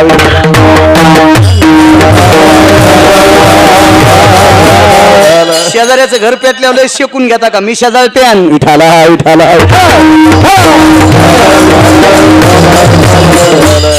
आता या बाईला पाटील साहेब ताक आणायचं, त्या बाईकडे गेली. पण तिनं ते ताकाचा जो गडू होता का, तांब्या होता का, ते असा पदराखाली झाकला बोंडवे साहेब आणि त्या बाईकडे गेली. त्या बाईनं सांगितलं, बाई मालकीन बाई ऐका ना, मी 2 लिटर दही देते, अर्धा किलो गावरान तूप देते लोण कड्याचं. आता ही दुकानावरलं खात होती. ती बाई म्हणली लोण कड्याचं तूप देते आणि 2 लिटर दही देते, पण तुपाचं बकेट एका हातात न्या, दह्याचं बकेट एका हातात न्या. ती म्हणली बाई माझ्या नवऱ्याला 10-15 लाख रुपये महिन्याची कमाई आहे आणि मी उघडं ताक कसं नेऊ. मग ती म्हणली म्हशी धुताना मला नाही लाज वाटत का? म्हशीला चारा टाकताना शेण काढताना मला लाज वाटत नाही, तुला फुकट तूप न्यायला लाज वाटते? हे मोठेपणाचं घोंगडं डोक्यावर घेणारी माणसं. मला सांगा, या सगळ्या महाराजाला शबरीचं वर्णन करत असताना लाज वाटत होती बोंडवे साहेब? एक शबरी भिल्लाच्या कुळातली पोरगी, हिचं काय म्हणून वर्णन करावं? त्यांनी हातवरी केले, आम्हाला काही सांगता येत नाही. पण शबरीला मान्यता देणारे एक देवकृपा पात्र महात्मा होते. त्यांनी सांगितलं, श्रुती जी आई आहे. श्रुती जवळ आली आणि विचारलं, काय प्रभू? ऐक श्रुती, शबरीच्या पायाच्या खालची माती, पायाचा स्पर्श झालेली माती सरोवरात टाकल्याबरोबर ते पाणी इतकं शुद्ध झालं. त्याचं कारण इतकं आहे, शबरीनं राम नामाचं भजन केल्यामुळं तिचं शरीर इतकं पवित्र झालंय. आणि ते पवित्र शरीर मातीला लागलं की माती पवित्र झाली, आणि पवित्र माती सरोवरात टाकली की सरोवर शुद्ध होतंय. मग शबरीच्या पायाखालची माती जर इतकी पवित्र असेल तर रामनामानं शबरीचं शरीर किती पवित्र झालं असेल. एक रामायणात गोडसा पुरावा आला, तेचे येणे जाणे खुंटले, आणि गोलोकातला अधिष्ठान शबरीला दिलं. हा फक्त राम नामाचा पुरुषार्थ आहे. म्हणून मालक पहिल्या कडव्यात राम कृष्ण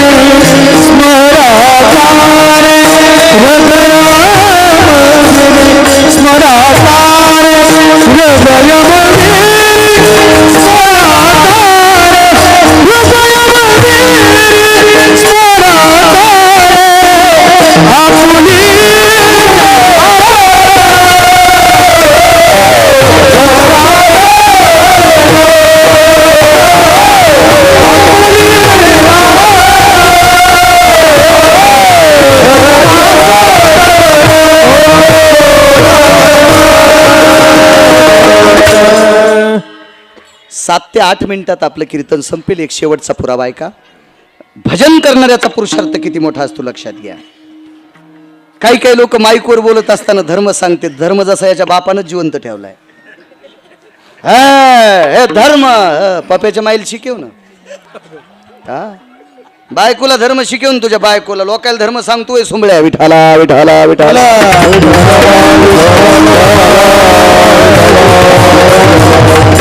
तुम्हाला एक मन माहिती आहे का साहेब, तुम्ही नसं नाही केली. मी खेड्यात राहणारा माणूस आहे. राग आला तर कीर्तन घेऊ नका. काय करतात मग दुसरं, लोकाचीला लावतो धाक आणि आपली पेती उभ्यानं ताक. ही माणसं धर्म जिवंत ठेवत असतात का? धर्म कशाने जिवंत राहतो? नुसतं माईकवर बोंबल्यानं का? धर्म जिवंत राहण्यासाठी आचरणात आणला पाहिजे, तर धर्म जिवंत राहत असतो. महाराज धर्म वाढवायचं काम नामधारक करत असतात. एक मुद्दा आहे का छोटासा लक्षात येईल तुमच्या. आपण काल कुठं गेलतो रे? आदरणीय माजी आमदार बाळासाहेबजी मुरकुटे त्यांच्या काकांचं श्राद्ध होतं. जिल्हा कृषी अधिकारी गोरक्षनाथजी त्यांच्या बाबांचं श्राद्ध होतं. एक प्रसंग मांडला होता की किती मोठ्या माणसांना जावं लागते. धर्म जिवंत ठेवण्याची ताकद, नामधारकाची किती मोठी ताकद आहे. एक मुद्दा आहे का, जालना नावाचं शहर सर्वांना परिचित आहे. बोंडवे साहेब, पाटील साहेब, मोठं शहर, शिंदे साहेब. या जालना शहरामध्ये स्वातंत्र्यापूर्वी एक नामधारक आले. स्वातंत्र्यापूर्वीची गोष्ट आहे. ते नामधारक, त्यांचं नाव होतं जसवंत सिंग. जसवंतजी दास, जसवंत दास नाम आहे त्यांचं. स्वातंत्र्यापूर्वीची गोष्ट आहे. आले ते जालन्यात. काय नामधारक महाराज, उदासीन आखाड्याचे संत, भगवान शिवजींची परंपरा, माझ्या सिद्धिविनायकाच्या बाबांची परंपरा, पुढे त्या परंपरेमध्ये गुरु गोविंद सिंग. काय मोठी परंपरा, किती वैभवशाली परंपरा. ते जालन्याला आले आणि जालन्यात आल्याच्या नंतर एका झाडाखाली बसले. नामधारकाची ताकद कशा करता रामकृष्ण हरी भजन म्हणायचंय का नाम, कारण याच्यात चुकावत नाहीत महाराज, चुकावत नाहीत. संस्कृत मध्ये एखादा श्लोक गात असताना चूक होती. एक लक्षात ठेवा प्रवीण बुवा, तुम्ही गाता गाता स्वर जर चुकला तर यायला मिळ बसतो का? मग नाही. टाळावल्याला जमतंय का? किंवा तुम्ही गाता गाता टाळ हुकला तर तुम्हाला जमल का? इतकं काटेकोरपणानं वागावं लागतंय. पण नुसतं रामकृष्ण हरी म्हणायचं असेल घरातली घरात तर काय अडचण येते का? काळी 2ला लावा, पांढरी 3ला लावा, असं काय आहे का? पेटीची ही पट्टी वाढवा, असं काय आहे का? ते तुम्ही म्हणत असताना मग चाल करत असताना तुम्ही असे खूपशे स्वर लावू लागले. कारण का? ते चुकलं की तुमचं चुकतंय. त्याच्याकरता तुम्ही तात्विकपणानं ते गाता, ते लावून घेता तुमच्या स्वरात. असं नुसतं रामकृष्ण हरी म्हणायचं असेल तर गरज आहे घ्यायची काहीच नाही. मनातली मनात करू शकता. नामधारकाची ताकद किती मोठी. जसवंतदासजी आले, उदासीन आखाड्याचे संत होते. त्यांच्यानंतर पुन्हा जमनादासजीच्या नंतर जीवनदासजी, आणि जीवनदासजी नंतर पुरंदासजी आणि संगमदासजी. ही पुढे परंपरा मोठी गोडशी. आता विद्यमान गुरुवर्य, प्रातस्मरणीय गुरुवर्य, धर्मानाम पवित्र धर्म संन्यासो पवित्र, उदासीन आखाड्याचे महंत चुडावा, तुमच्या नांदेड परिसरातील चुडावा नावाचं गाव आहे आणि तिथे महान संत आहेत. त्यांचं नाव आहे जीवनदासजी. त्यांचा चेहरा पाहिल्याच्या नंतर कोण्याही फुलाचं तेज कमी वाटते. एवढा तेजस्वी महात्मा. विठाला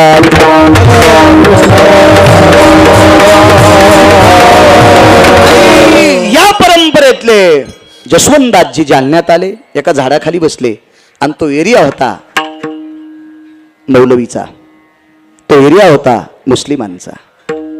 त्या जागेचे मालक होते एक मुस्लिम होते. डोक्याला पांढरी टोपी होती गोल, हातामध्ये आकड्याची काठी होती, कुरकुर वाजणारा बूट होता.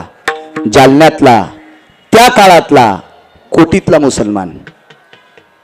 पाटील साहेब, त्या काळातला अब्जातला मुस्लिम माणूस मौलवी. ते काठी टेकीत आले आणि भगव्या वस्त्रातला एक महात्मा बघितला. त्यांचं नाव आहे जसवंतदासजी. हिंदी भाषेत, संन्याशाला हिंदी चांगली जमती. अरे बोंडवे साहेब, त्या मौलवीच्या तोंडातून वाक्य पडलं, कहा के आप कहा के? काय संन्याशाची ताकद राजे हो. कुंटे साहेब, त्या संन्याशाच्या तोंडातून वाक्य पडलं, पता नाही हमें, पता नहीं मैं कहा का हो. कारण संन्याशाला गरज नाही, बैता पाणी फिरता साधू. पाटील साहेब, घराचा काय संबंध आहे? ज्या गावात जाईल ते गाव आपलं. विश्वची माझे घर ऐशी मती जायची किंबहुना. काय ताकद महाराज. हे विश्वाला घर मानणारी लोक. या या या या या महाराज त्या मौलवीनं ते वाक्य ऐकल्याच्या नंतर, आपको पता नाही माता पिता गुजर गए, बोले अब कौन से धर्म का है, मैं सनातनी हो, मैं सनातनी हो, सनातनी. तुमचे अधिकारी तुमच्या मागे आहेत. विडाला विडाला विडाला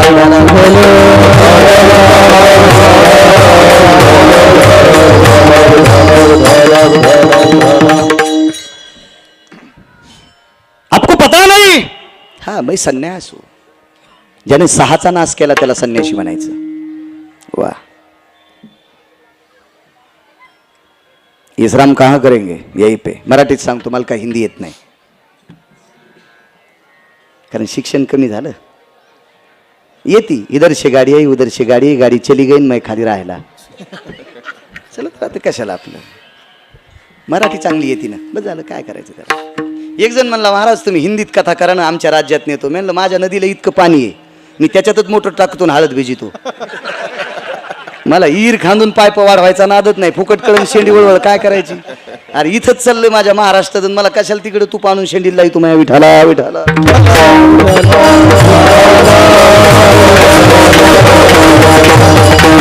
गावाकडे कधी गेल्या तर चप्पल काढून रानात फिर जा. त्या टोचायच्या चपला घालायचं काम नाही. 20,000च्या फरची चपला घालून फिरतात. येड्यावानी करी जाऊ नका. Blood circulation. रानात जात जा ना, एका दिवशी सुट्टीला दिवाळीला गेल्या तर चप्पल बांधावर काढायची आणि काळ्या मातीत चल जा, कोणताच बिमारी होणार नाही. हो, एका बाईनं मला चप्पल घालून शिरा केला. गावरान तुपातला होता. शिंदे साहेब मी खाल्ला, मला काही शुगर नाही काय नाही. बोंडे साहेब खाल्ला मी. आमचा संघचा मित्र जरा देवलक्ष्मी होता, म्हणजे परमार्थ कमी दाखवायचा जास्त. म्हणलं कस काय खाईनं, नाही म्हणला त्या बाईनं चप्पल घालून केला. म्हणलं नशीब चांगलं, चप्पल पायात होती, तिनं चप्पलान थोडाच हाटला. कशा हसतात बघा, नाही बॉम्ब पडायचा का डोक्यावर तुमच्या, कशाला बी हसतात. मी त्या बाईला म्हणलं, बाई चप्पल कस काय घातली. म्हणली, महाराज आमच्याकडे प्रत्येक गोष्टीच्या चपला वेगळ्या. म्हणलं वा वा. नवऱ्यानं जशी साडी घेतली त्या कलरची चप्पल तशीच, हॉलमध्ये घालायची, बेडमध्ये घालायची, बाहेर फिरायला जायची वगैरे वगैरे, शॉपिंगला, प्रत्येक चपला वेगळ्या आहेत. मी हळूचकून म्हणलं, ताई महाराज घरी आल्यावर त्याला हाणायची चप्पल आहे का. हो, मला जाऊ दे म्हणलं पटकन. हो ना, आगाऊपणाच व्हायचा. मला हाणायची चाळ्यात 2-3 हाणायची, तशी आणलीच नाही अजून. हो, तशी ज्या दिवशी येईन तशी बोर्ड असले, इथे महाराज हाणण्याची पण चप्पल आहे. हो, पण ती चपला पण तयार होत्यात. महाराज चुकीचं वागला की चपला खातोच. विठाला विठाला.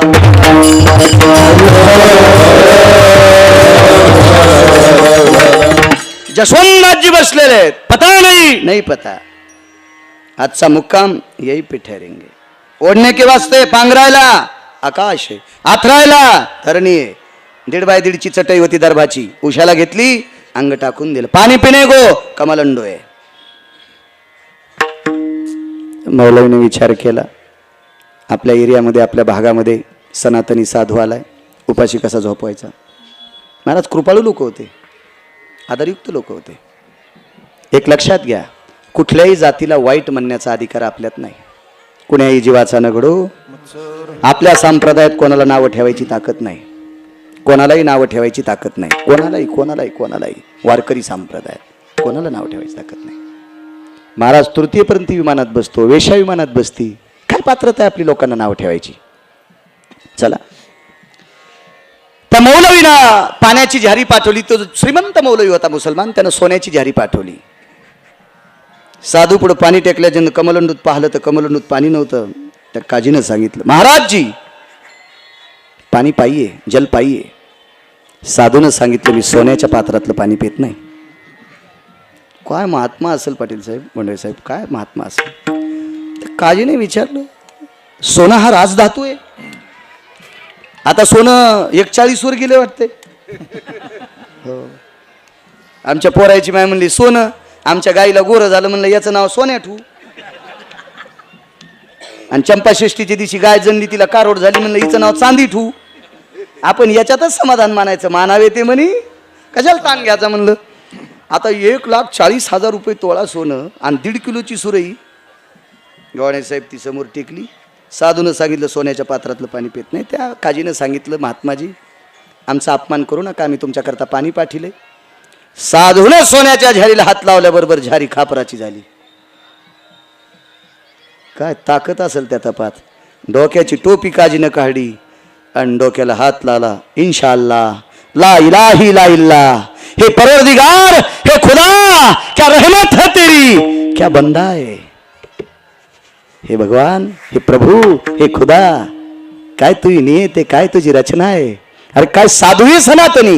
या सनातन संस्कृतीतला, भारतीय संस्कृतीतला, हिंदू संस्कृतीतल्या साधूने सोन्याच्या पात्राला हात लावल्याच्या नंतर पात्र मातीचं होत असेल तर यानं मातीला हात लावलं बी सोनं होत असेल. ही सनातनी साधूंची ताकद आहे. काय पुरुषार्थ आहे महाराज, काय पुरुषार्थ. टोपी काढून डोक्याला हात लावला आणि विनंती केली, महाराजजी जल पाहिये. महाराज साधू होता. त्या साधूनं सुरेवर हात ठेवला आणि गंगेचं नाव घेतलं.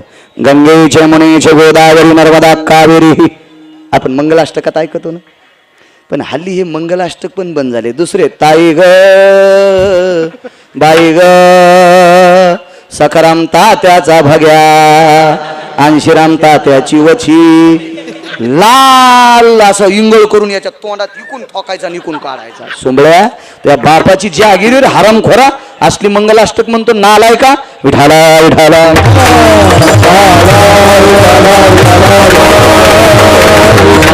महाराज. या म्हणणाऱ्याला मी पण शिव्या देणं बंद केलं. हे तुम्हाला जोर आलाय त्याला बोलवायचा. विठाला विठाला.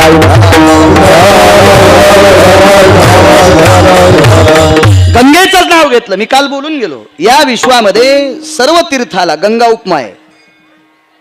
पण बोंडवे साहेब, पाटील साहेब, पोळे साहेब, या विश्वामध्ये भारत देशात दोनच नद्या येतात, त्यांना गंगा उपमा नाही. एक नर्मदेला आणि एक कावेरीला. नर्मदेला गंगा म्हणत नाहीत, नर्मदाच. फार काय झालं तर रेवा, फार काय झालं तर जटाशंकरी. गंगा नाही. आणि कावेरीला गंगा म्हणतच नाहीत, कावेरीच म्हणत असतात. गंगा ही संज्ञा नर्मदेला आणि कावेरीला नाही. का? कारण नर्मदेच्या पाण्यातला पाषाण प्रत्यक्ष सिद्धिविनायकाचा पिता आहे. भगवान सिद्धिविनायकाचा पिता आहे. नर्मदेच्या पात्रातला परीस ते पाषाणेन गोटा. एक लक्षात घ्या, तुम्ही सोन्याचं जरी भगवान शिवलिंग आणलं साहेब, सोन्याचं जरी आणलं. आता मला वाटतं एक पोलीस कॉलनीमध्ये, एसआरपी कॉलनीमध्ये एक मंदिर भगवान शिवजींचं होते. मला आलता तिथल्या डिपार्टमेंटच्या लोकांचा फोन की आम्हाला ती मूर्ती बदलायची. म्हटलं मला बघू द्या, कारण मूर्ती जर चांगली असेल तर ती बदलता येत नसती, ती बदलता येत नसती, बदलता येत नसती, बदलता येत नसती. हो, आपल्याला एखादी चांगली व्यक्ती भेटल्या आपण घरातले लोक बदलितो का? नाही. तिच्यात जर अस्तित्व असेल, देव पण असेल तर ते बदलता येत नसतं. ती पण असते. चला, एक जण झोपड्यात राहतो आता लग्न झालं. झोपड्यात राहतो आता लग्न झालं. आता झोपड्यात राहतो होता त्यावेळेला बायको बिचारी गरीबच भेटली. पण कालांतरानं तो 4.5 कोटीच्या घरात राहिला. मग ते बायकोला म्हणला आता तू या घरात ओपनच. मग मला दुसरी आणायची. आले डिपार्टमेंटचे लोक, मग ह्यो त्या घरात गेला.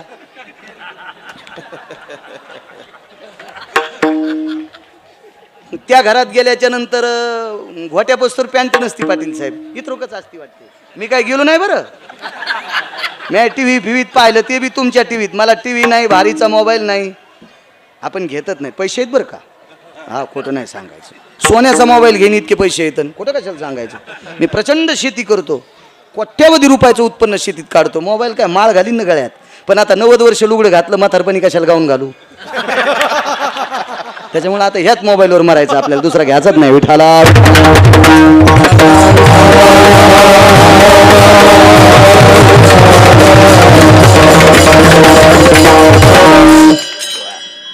काय सांगू लागलो. हा, नर्मदा. जगात तुम्ही सोन्याचं जरी शिवलिंग बनवलं तर भूदेवाच्या मंत्रोच्चाराशिवाय त्याची प्राणप्रतिष्ठा होत नाही. पण साहेब, नर्मदेच्या पात्रातला जर दगड आणला, तो नुसता ओम नमः शिवाय म्हणून जरी मांडला तरी त्याची प्राणप्रतिष्ठा झाली. शिंदे साहेब, इतकी मोठी ताकद नर्मदेच्या पाण्यात आहे. महाराज जगाला चेतन करण्याची ताकद आहे. म्हणून तिला संज्ञा फक्त नर्मदा आहे. विठाला विठाला.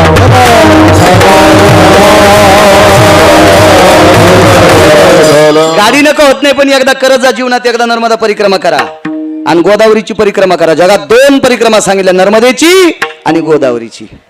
गोदावरीची परिक्रमा कोणी कोण केली जरा पुराण वाचायचा वेळ संपलाय माझा, चला एवढं सांगतोय. मग त्या मातीत सोन्याची माती केली. ज्यानं पाणी आणून टेकलं होतं त्याच्या लक्षात आलं काय महात्मा आहे, काय बंद आहे. सेवकाला सांगितलं रे, आता त्या मौलवीचा, त्या काजीचा सेवक ज्या वेळेला घरी डब्बा आणायला गेला का पाटील साहेब, त्यानं सांगितलं आपल्या साहेबांनी डब्बा सांगितलाय आणि त्या दिवशी त्यांच्या घरी मांसाहार केलेला होता. याचं सांगायचं काम होतं का सनातनी साधू आहे? त्यानं काहीच नाही सांगितलं, डब्बा पाहिजे. त्या घरच्या बायकांनी डब्यामध्ये मांस भरलं आणि ते मांसाचं पात्र एका पात्रात टेकलं, त्याच्यावर कपडा झाकला आणि सेवकाकडे दिलं आणि त्या सेवकानं जशवंतदासजीच्या पुढे ते पात्र टेकलं. आता सोन्याच्या सुरईची मातीची सुरई करून टाकली, गंगेचं नाव घेतलं, त्याच्यामध्ये सर्वात मोठं गंगेचं नाव घेतलं चर्मनवती नावाची गंगा. मी कालच्या कीर्तनात बोलून गेलो, एखाद्या वेळेस तुम्हाला युट्यूबला ऐकायला भेटेल. चर्मनवती नावाच्या गंगेनं आपात नावाचा दोष निघून जात असतो. दक्षिणेकडे तोंड करून तिथं स्नान करून तर्पण केलं की आपल्या पितरूंचा दोष निघून जात असतो.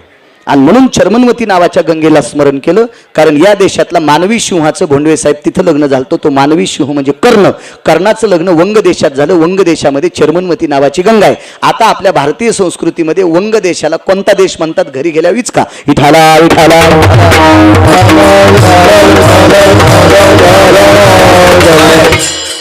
आणि मग ते पाणी पिऊन टाकलं.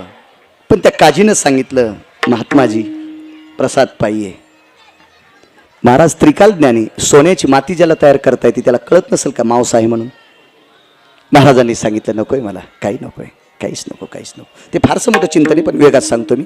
फुलं आणायचे का, पूजा करायची का, काय करायची का? त्यांनी सांगितलं इथं मंदिरच नाही, कोणाची पूजा करू? मग आपण काय करतो? आता मानस पूजा करतो म्हणले, मनानं पूजा करतो, बाकी काही फुलावरची गरज नाही.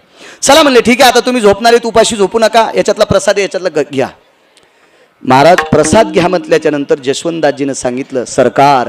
काय वाणी महाराज, मोठ्याचे शब्द किती मोठे असतात. सरकार शब्द वापरला, सरकार. एक सांगू का माझ्या माईंनो, महाराज साधू एका मुसलमानाला सरकार म्हणतो, मुसलमानाला सरकार म्हणतो. काय वाणी. तुम्ही एकच काम करा, येणाऱ्या 14 तारखेला गरीबाच्या बाईला पण हळदी कुंकू द्या, तुमच्या मालकाला आयुष्य वाढेल. पण तुम्ही इतक्या येड्यावानी करता. आमच्या पोराच्या माईने एके दिवशी माझ्याकडून 10,000 रुपये घेतले.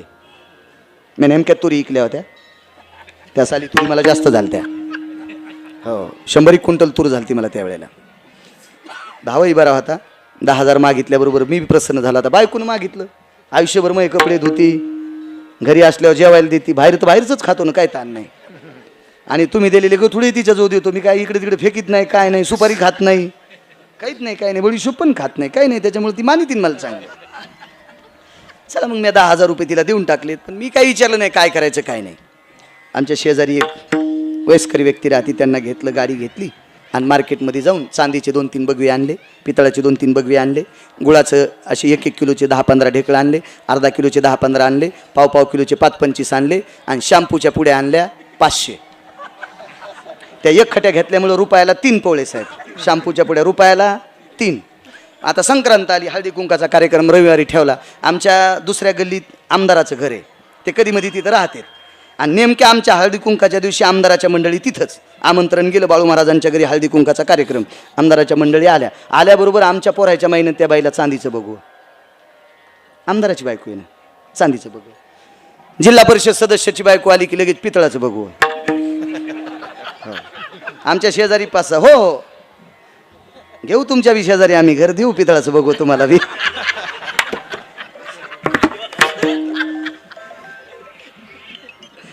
आमच्या शेजारी एक प्राध्यापक राहत होते, त्यांच्या काकी आल्या.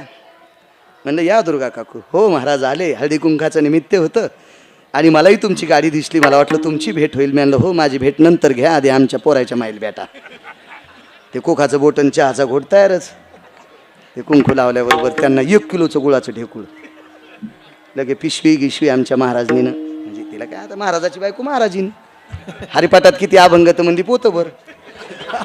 हो, डॉक्टरची बायको डॉक्टरीन. हो, उलट्या झाल्यावर काय प्यावात म्हणली बेसी.